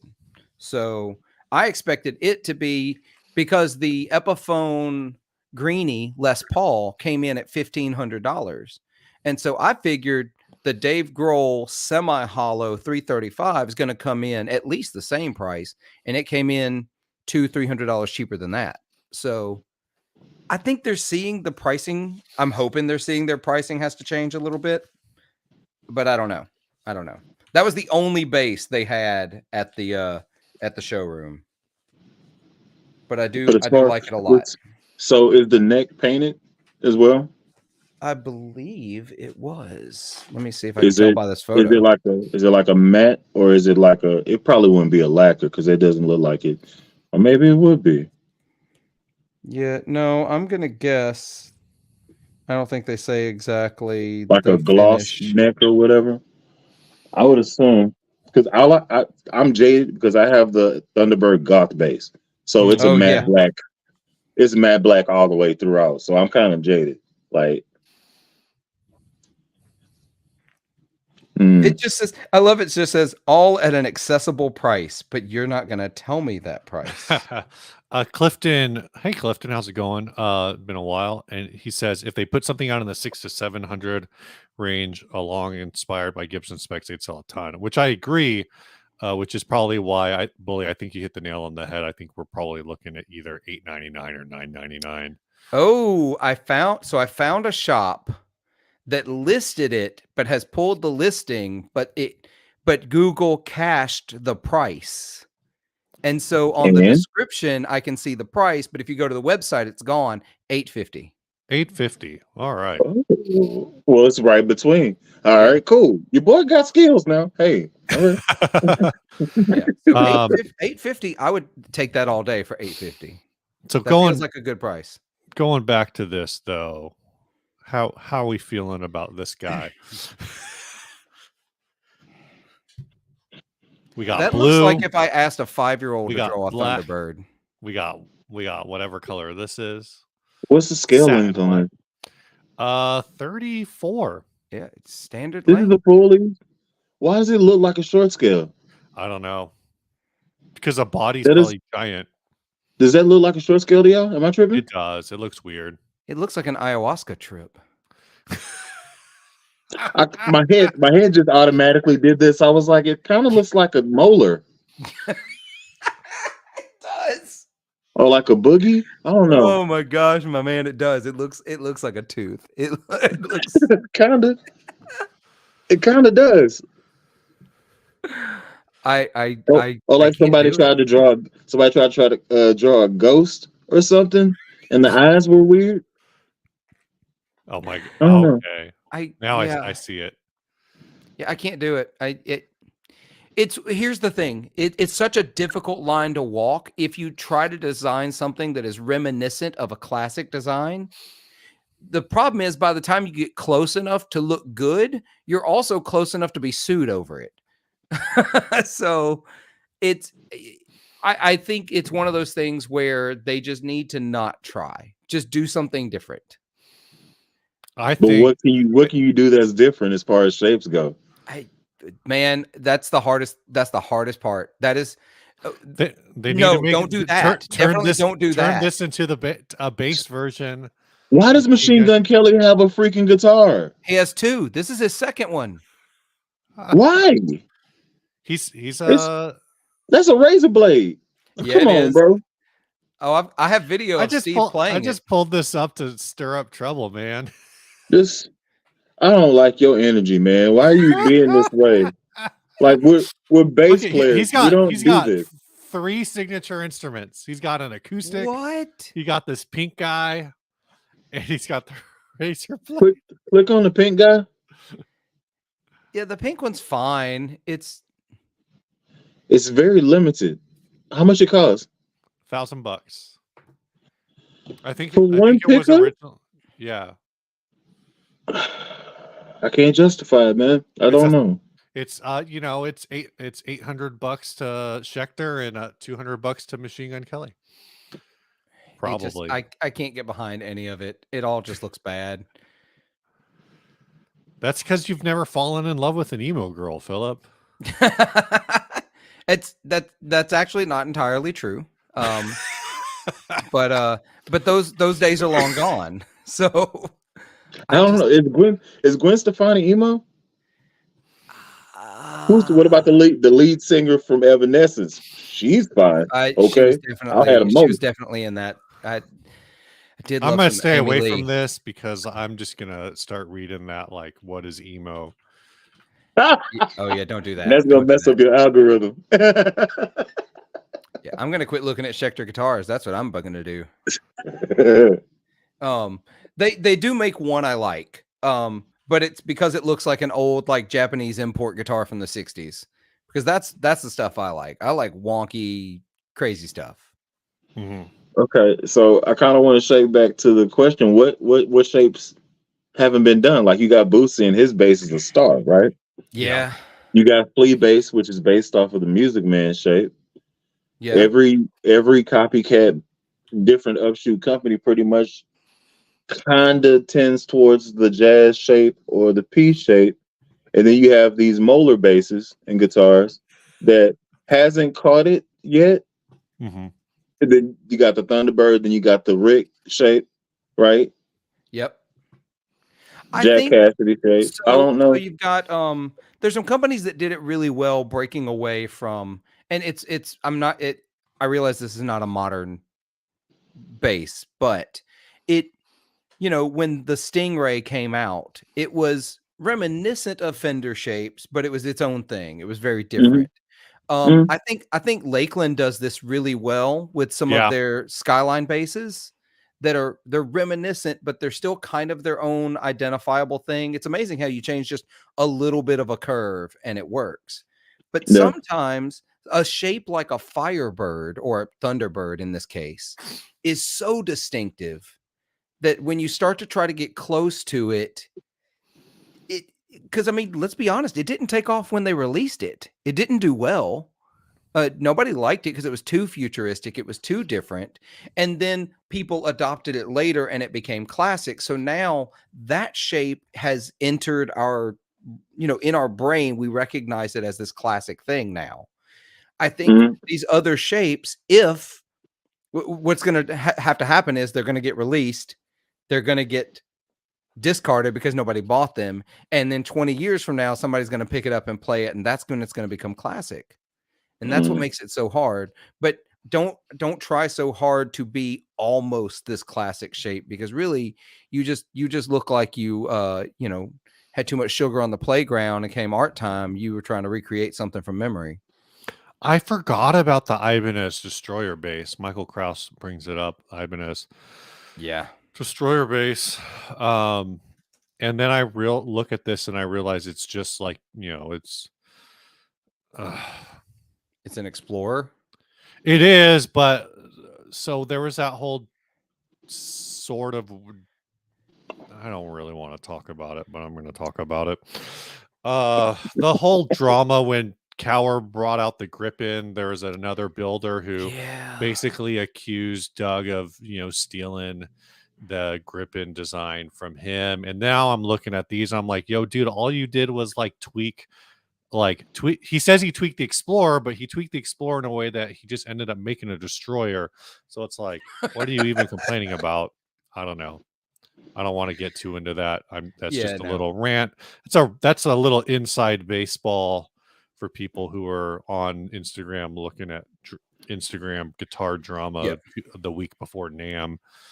Ultimately, it comes down to, it is hard to come up with a new, unique shape that also looks attractive. That's the whole in a sentence structure. That's it. Yeah. Yep. Oh, then we go back to the Federa. When you do something and it has a purpose, sometimes it works out nicely. But there's other ones, because you can mess this whole situation up very easy. If you add in this extra piece and send it down here, right? You send it down there. Now you have all the access to this area, right? Right. Yeah. Okay. Right. That has a function. They're having a strap that has to go here. Yeah. like having a that has no It gets in the way. function. And yes, so I was like, I don't know, man. And I tell also, you what, I'm gonna this is illustrate almost this. a P. This is almost a P shape itself. Yep. Actually, so I think of it as a stingray. It's almost stingray. I have no idea why I just got Oh, balloons it in the just background. looks like there's a Yamaha. So It looks like a Yamaha so base to so me, but peep I it forget this which way. one. Think of it this way. Think of RBX. Federa bases versus the Wish base. That's a whole different beast right there. They both Yeah. are expensive for no reason, but Yeah. But I mean, okay, so for example, some of the Wish base shapes looked like they took what Federa was doing and then just went extra, like went completely extra. And to me, they got ugly when they started trying to do too much. Federa, I like that little extra on the Federa. I think it looks kind of cool. It's still not my vibe, but it's attractive. yeah, it's interesting what they were going for and how they went about executing it. Like I wasn't into the Tai Chi base. If you don't know what that is, that's Victor Wooten's base, Yeah. right? Yep. So just looking at the wood and how it's doing the yin yang symbol, in theory, that's cool. But like you get to adding all these knobs and switches and stuff. I'm like, Granted, take mine with a grain of salt because I have like 4 Sire Marcus Miller bases, and that's 7 knobs off top. Yeah, so yeah. just take mine with a grain of salt. So Oh no, we're all hypocrites. We've all had hot takes that we do something that's contrary to. That's fine. There's yeah, your you there's your also answer. have two. I have 2 signature bases that have like 6 knobs. I have one with a 5-way switch selector and 4-band EQ. I'm just don't.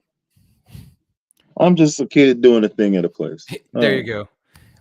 Coyote, you're absolutely right. I do get the thumbs up. See, watch, it's going to do it. I'm going to try to make it do it. There it is. I need to know how to turn that off. That's annoying. That's a Mac OS thing that I don't know how to do it. What did you say to trigger balloons?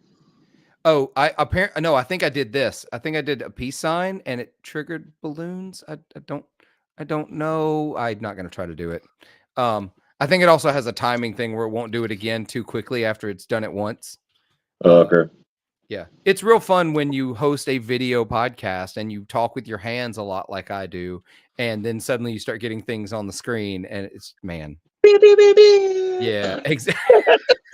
Man, the day I get the air horns, I'm shutting the whole thing down.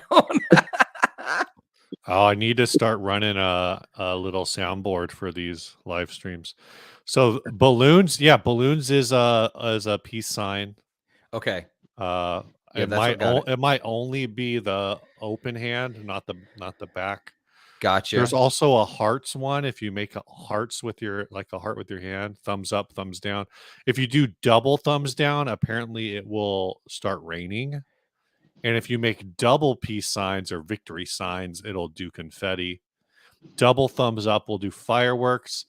And double rock hands will do lasers. That's not fireworks.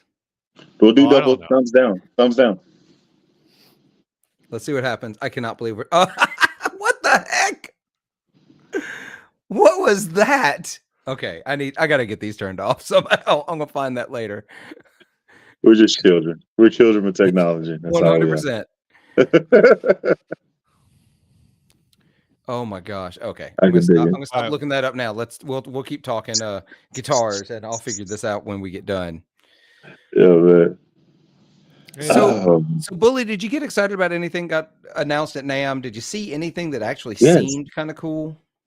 Yeah, the whole line that Sire came out with, I was like, yo, they not playing with anybody anymore. Last time they came out and they were shooting like this, the V7 hit the market and they took over like tough. So I think they have I already said the F series, I want Daddy Like You. Okay. And then they got the V8 series where they have like it's like a teal burl top situation. If y'all can pull it up, please do. Which one? I think it's a V8 or maybe it's maybe a V10. I think it's the V10. Well, I will tell you, I did feel like Sire really Then made they some came out with waves the this they came year. out with the Z10 too. Z10 looking spicy. Hit that green one. Is it a green one? Yeah, boy. You want to talk about gaudy? Transparency. That's me. That's me. Gaudy. That. Well, so This says search I felt the basis same right thing there. about their electric guitars they came out with this year, that they're not playing anymore. Yeah. They're not they're still an import. They're still thinking more budget conscious, but they're also like we're not joking around about how serious we are. I know Ryan So is trying to figure out a way to either get Sweetwater or get a contact direct from Sire to try to get one of these, but I don't know. Yeah, look at that bridge. Look at that tremolo. Yeah, it's kind of wild. That's I think a Goldo design, so it's kind of wild to see that on a where was it $600 they're Jazzmaster style they're not offset. they're not playing. Go through the flavors again, please. I'm not even in the guitars. I really, I They mean, the got that moment they got Miami Larry blue. Carlton on board, that's when I started paying attention to Sire, because Larry Carlton, look, I'm going to try to that 335 behind me. If everything burned down and I had to buy a guitar, like replace everything, I'd replace it with a 335. And Larry Carlton is Mr. 335. Like his tone is what I think of when I think of 335 tone. So when you got that man on board, I was like, okay. Well, they got a 335-ish Mm-hmm. with Filtertron of sorts. Let's see, what are Yeah. these? See, LC Larry Carlton Filtertron pickups. yeah. And yeah, again, a Tunematic Goldo trem. Like it's They're and not this is joking. a Goldo on an $800 guitar is kind of No, wild. look at that H7V. Look at the H7V. Electrics. We are not paid spokespeople, sire. Nope. Get at us. Oh, Check out the Z series too. Like on the bass side, where they going for Stingray. Check those out. There go my strings. I was looking for them last night. Okay. H7V. I'm not seeing the H7V Okay. on. Hold on. I'll share it. I've got it. So, and I'll tell you why this one is so significant. Because this one is getting into something that's been sort of on my brain for the last little bit. Here's the H7V. That's not me. Oh, just kidding. I thought I removed it. This is you. Yeah. Yep. Oh, H7V. interesting. It is a Okay. semi-hollow with P90s. Do you want to know what Gibson does not make? Gibson does not make a 335 semi-hollow with P90s. They make a 330, which is a fully hollow guitar. It's a totally different animal, especially when you play on a loud live stage with any gain whatsoever. Is that 700 or 800? That is 705. 705. Now, Gibson did make twice that I can find. They made a P90 335. They did a signature for Luther Dickinson, which I've watched and try to find one at a decent price. I actually got scammed, got my money back, thankfully. I found one at a decent price. Well, the reason it was a decent price because it was a scam. And then they did a Guitar Center exclusive that was 335 with P90s. That's it. Those are the only two times. You're not going to find it again.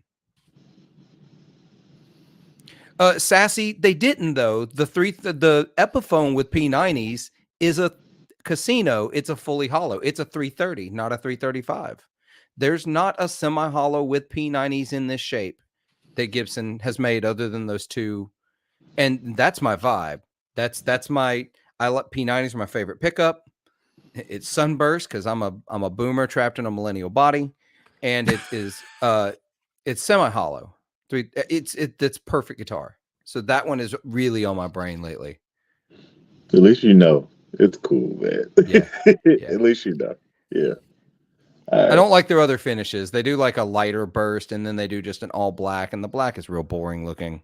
Hold on, I can show you. I forgot I can do that. Here's the all black, It's Oh, hold on now, sir. They're cooking. Wait a minute. Gold hardware. Hold on now. Yep, Gold hardware. Hey, man, don't pull them out the kitchen so fast, man. And then they've got the cherry Hey, burst, which you can hold that one. The yeah, last two, y'all. Yeah, yeah. that'd be me. hmm We need to talk to them about the photography, though.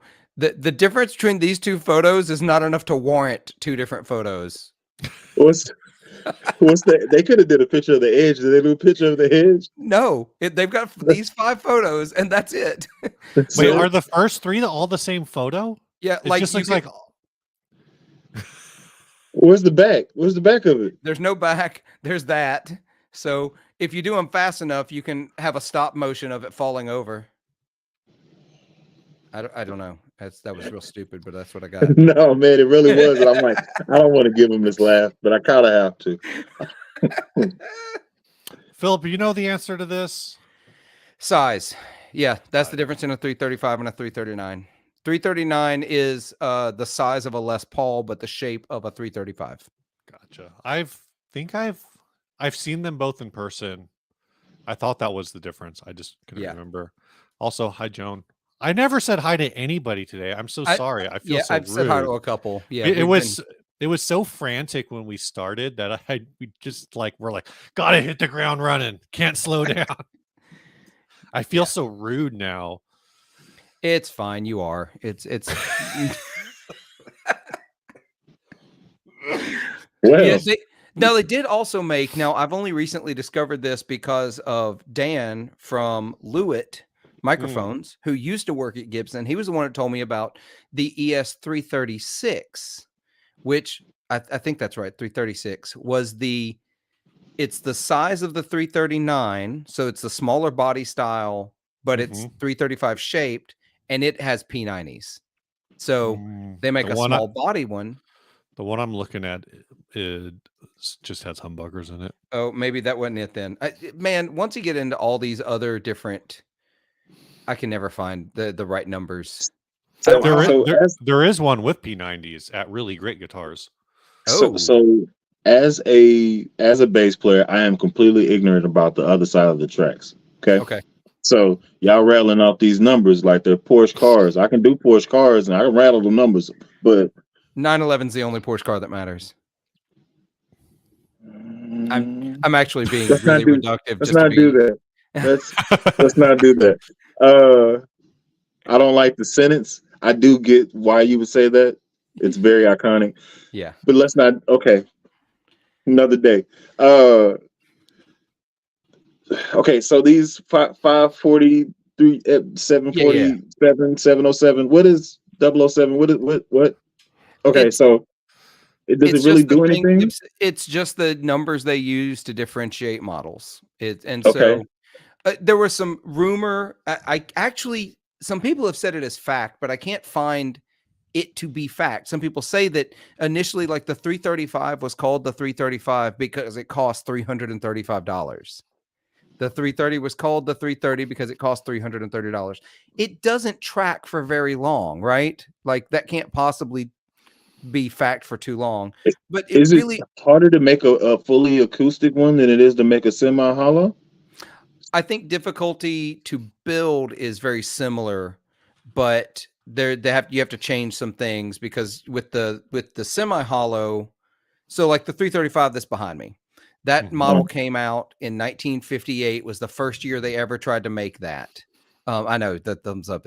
It's a thumbs up. He likes it. Go ahead. So they were making the fully hollow before that, the thin line, maybe it was a little thicker, but they wanted to cash in on Fender coming out with the solid body. So they wanted something that still looked sort of classic and jazzy, but also didn't feed back the way that a fully semi-hollow guitar or a fully hollow guitar would.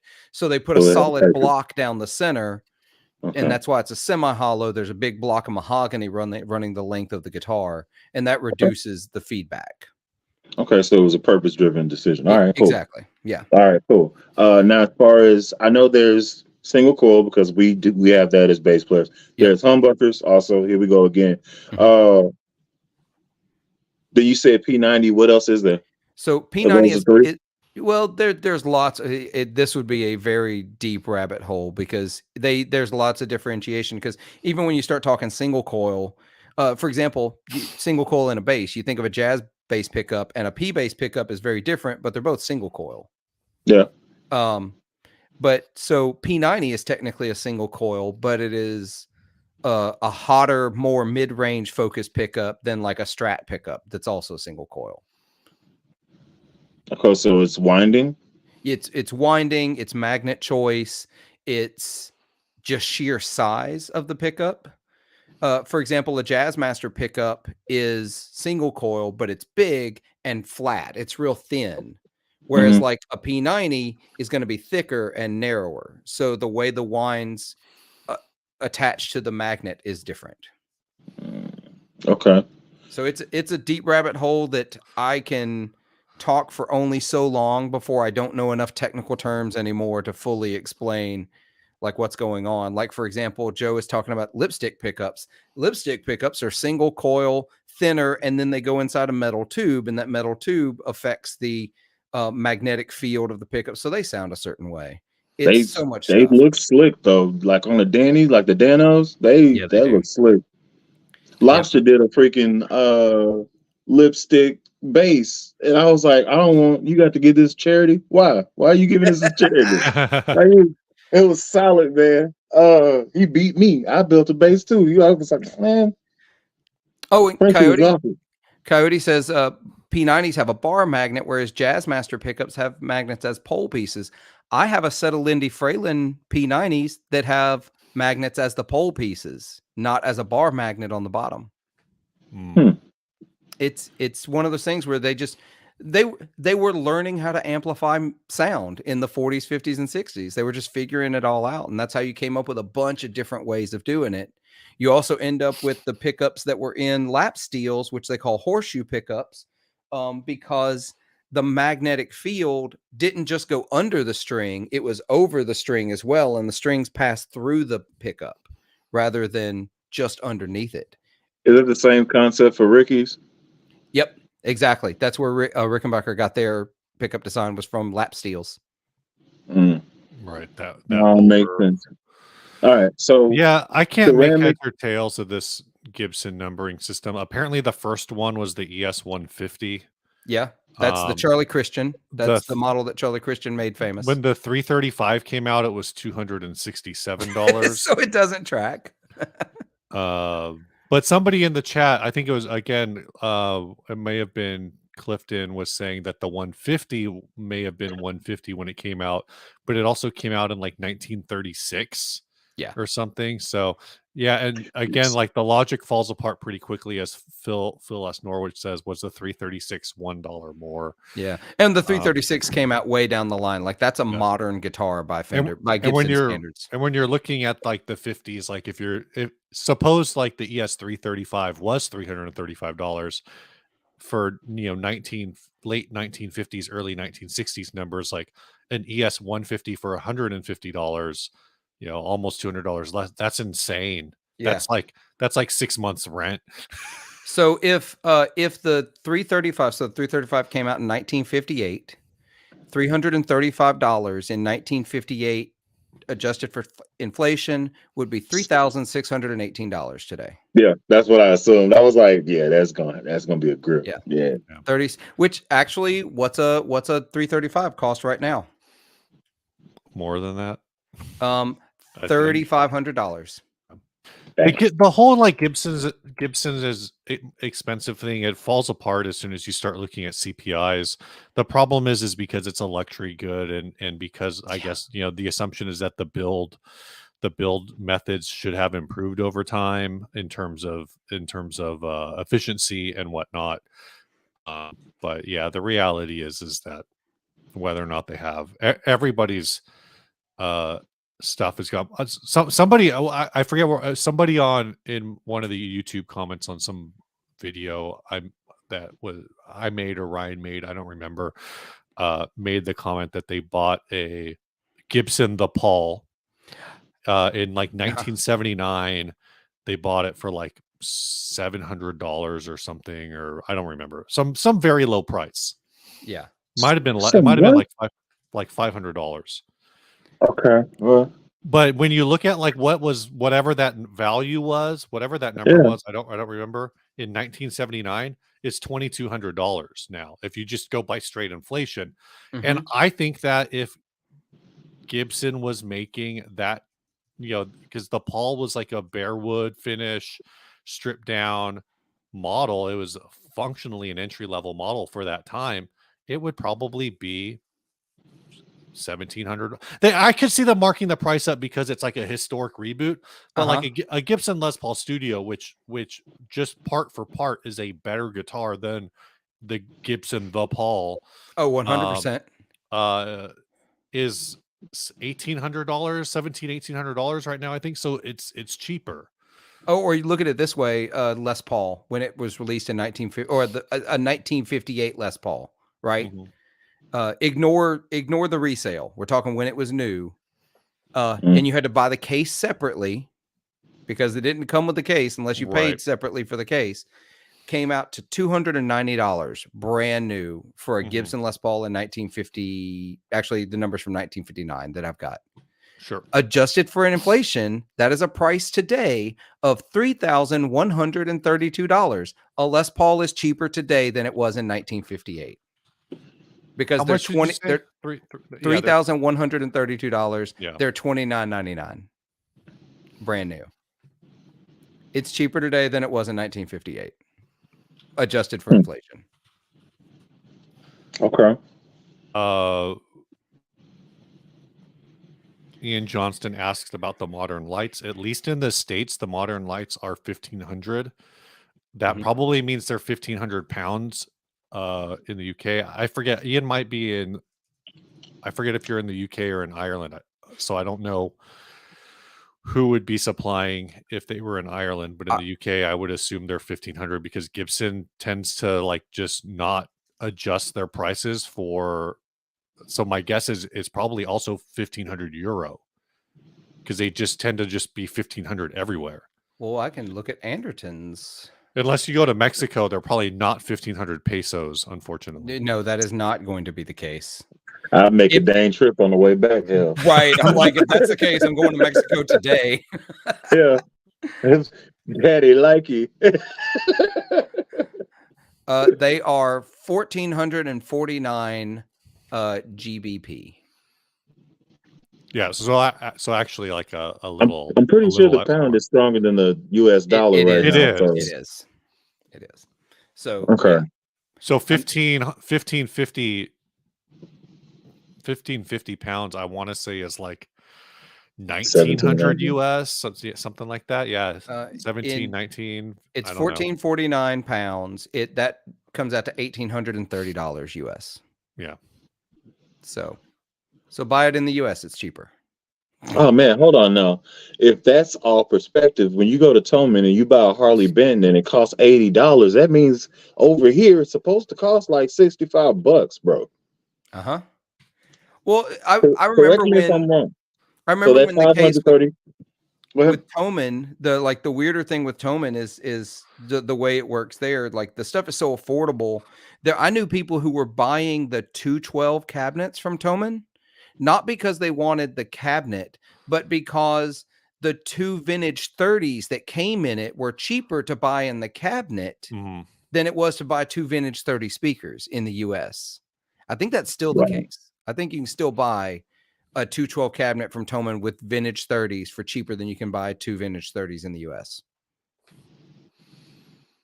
That's probably with shipping. Yeah.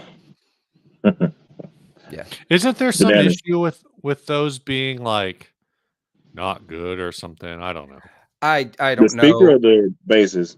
Like they're spec'd the same, but they're when you buy like vintage 30s from Sweetwater, you're actually getting a different speaker. I don't know if that's true.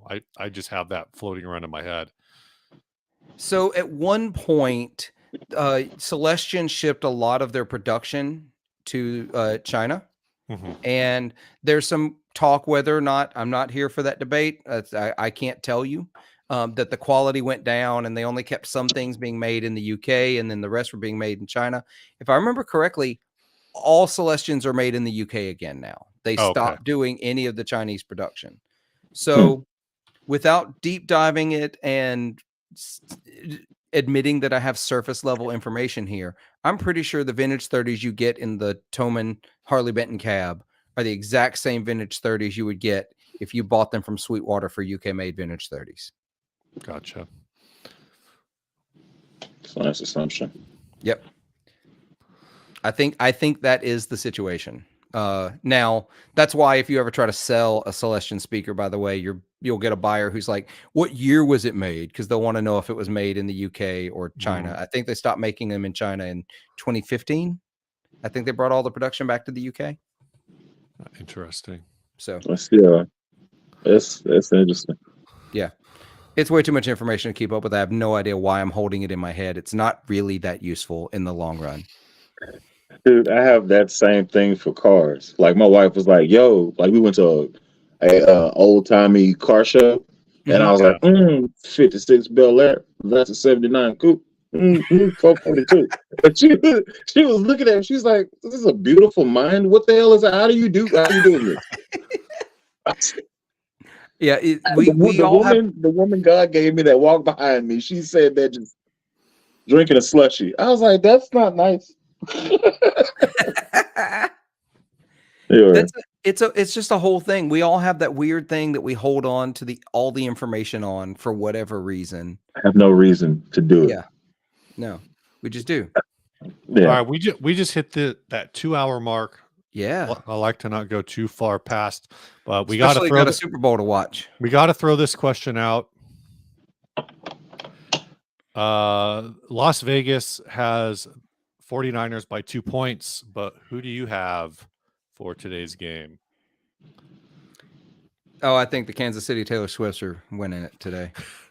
Because the Super Bowl's rigged. That's what I'm 100%. Dude, look. That could also be true, but she's too annoying. She's like, think about it. She dated this dude, and all they talk about is her. This was a publicity stunt. Well, here's the deal. I don't think it's. Hi, I actually David. don't think it's. I don't think it's rigged. I'm going to be that guy. I don't think she actually gets all that much publicity, to be honest. I've seen the numbers. I found somebody who broke it down on the screen time, how much screen time she's getting per game. She's getting less than Jack Nicholson got at Lakers games. You know what I mean? Yeah. Hold on now. Hold on now. Number one, think how small a basketball court is compared to a whole freaking stadium. That's number one. Number two, you think people not going to try to go and see and talk to Taylor Swift? Foolishness is afoot. But okay? Like the average screen time she's gotten since they started showing her is 26 seconds in a 3.5 hour broadcast. It's too much. Hey, what was I doing last year before they were together? I had 0 seconds and life was a little bit better. Okay, you feel me? So no, I love it. I think it's actually doing really good things for getting more eyes on the sport. I suspect that this will be the most watched Super Bowl in history because of Taylor Swift. Because her fan base, I know that people won't like this, but her fan base is way bigger than the NFL fan base. Yeah, way bigger, and it's not close. She doesn't need the NFL. The NFL needs her. Yeah, and so that's sad. But I called it the moment they were winning and Taylor Swift was dating. I almost said, is it Jason or Travis Kelce? I can't remember. It's the Travis. Kelce, whichever it is. I said that the moment they started winning, I said, you watch. If they win a playoff game, the talk about it being rigged to make sure that Taylor Swift is at the Super Bowl will get started. And the moment they won that first game, I started seeing internet conspiracies like, well, of course the Chiefs are going to win now. They want Taylor Swift to be at the Super Bowl. I was like, all right. So I can throw this out there and you can look at this you can look at this. The sign for the Super Bowl when they do their promotional advertising, they usually go with the colors of who's going to be in the Super Bowl. And the person that wins has the less amount of color in the logo. So go back Go back and look at the logos for the colors, and then think about and look like that's a conspiracy. But it checked out for like 5 Super Bowls in a row. So I I'm was gonna go like, look. I'm gonna go Okay, look. but this year's logo is like purple and red. is it And purple and red and the Chiefs and the 49ers have almost or the same just color red? schemes. Yeah, Yeah. that's a problem because both teams in the Super Bowl have extremely similar color schemes. Yeah, but this is gonna be white and red, and then red and white. It's gonna be an Oklahoma scrimmage game with money. It's an Um, Alabama scrimmage for money. I did want to call this out, Philip. I don't know if you listened to Chasing Tone, the most recent episode.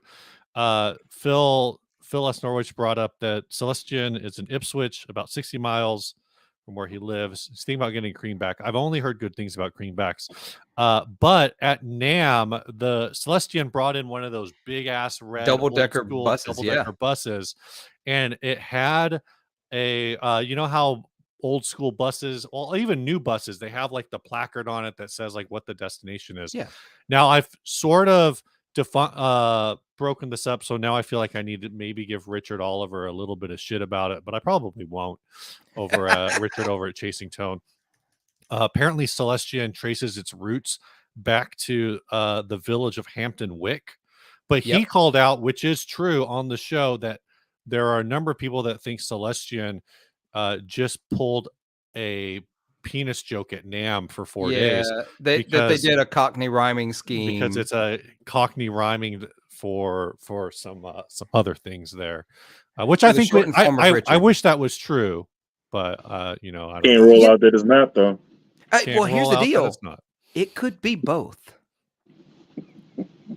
It could be convenient enough that they trace their roots to that same town that they got to make basically a dick joke at NAM and then have it out. I mean, I think it can be both. Who hasn't done a double entendre with the same satisfaction as, you know? Right. So right. Come on. Who doesn't smile at a dad joke? And that's I think a dad joke. I think the worst part is I never even noticed the destination on the bus, and I was over there by it a lot since it was near the Stringjoy booth. You know what that is? That's you being in the know. Like if you don't know, you don't know. But if you do, you can laugh like, haha. Yep, that's it. You got to Going to Starbucks and then saying your name is Jacques Strap and making them say it. I knew a guy named Mike that whenever he would go to a restaurant,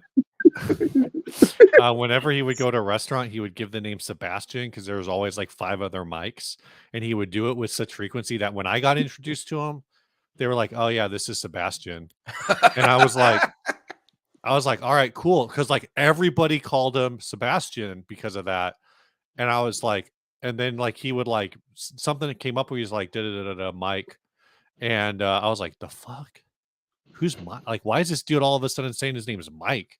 But again, he like put down the reservations for restaurants so frequently that all of his friends called him Sebastian. It's super weird. And he just never corrected it. He was like, yeah, let's run this out. Yeah, it just became like his thing. I was like, is that like a middle name? Like you and your dad have the same first name, so you go by different middle names or what? And he's like, no, that's just like, it just became an inside joke that people ran with. Oh man. All right. Let's shut this bad boy down. Let you enjoy your cruise there, Bully. I dropped a link if you want to in the chat, and I'll go back and redo the description on the 60 cycle hum side after this is done, so people can check out the bass stuff, get that low. You got anything else to shout out, man? I just did your shout out, half your shout out for you. Listen, you said most of the stuff. Instagram Bully the Kid, YouTube Bully the Kid. If you Google me, I'm Googleable, which is also very weird for me to say out loud. Yeah.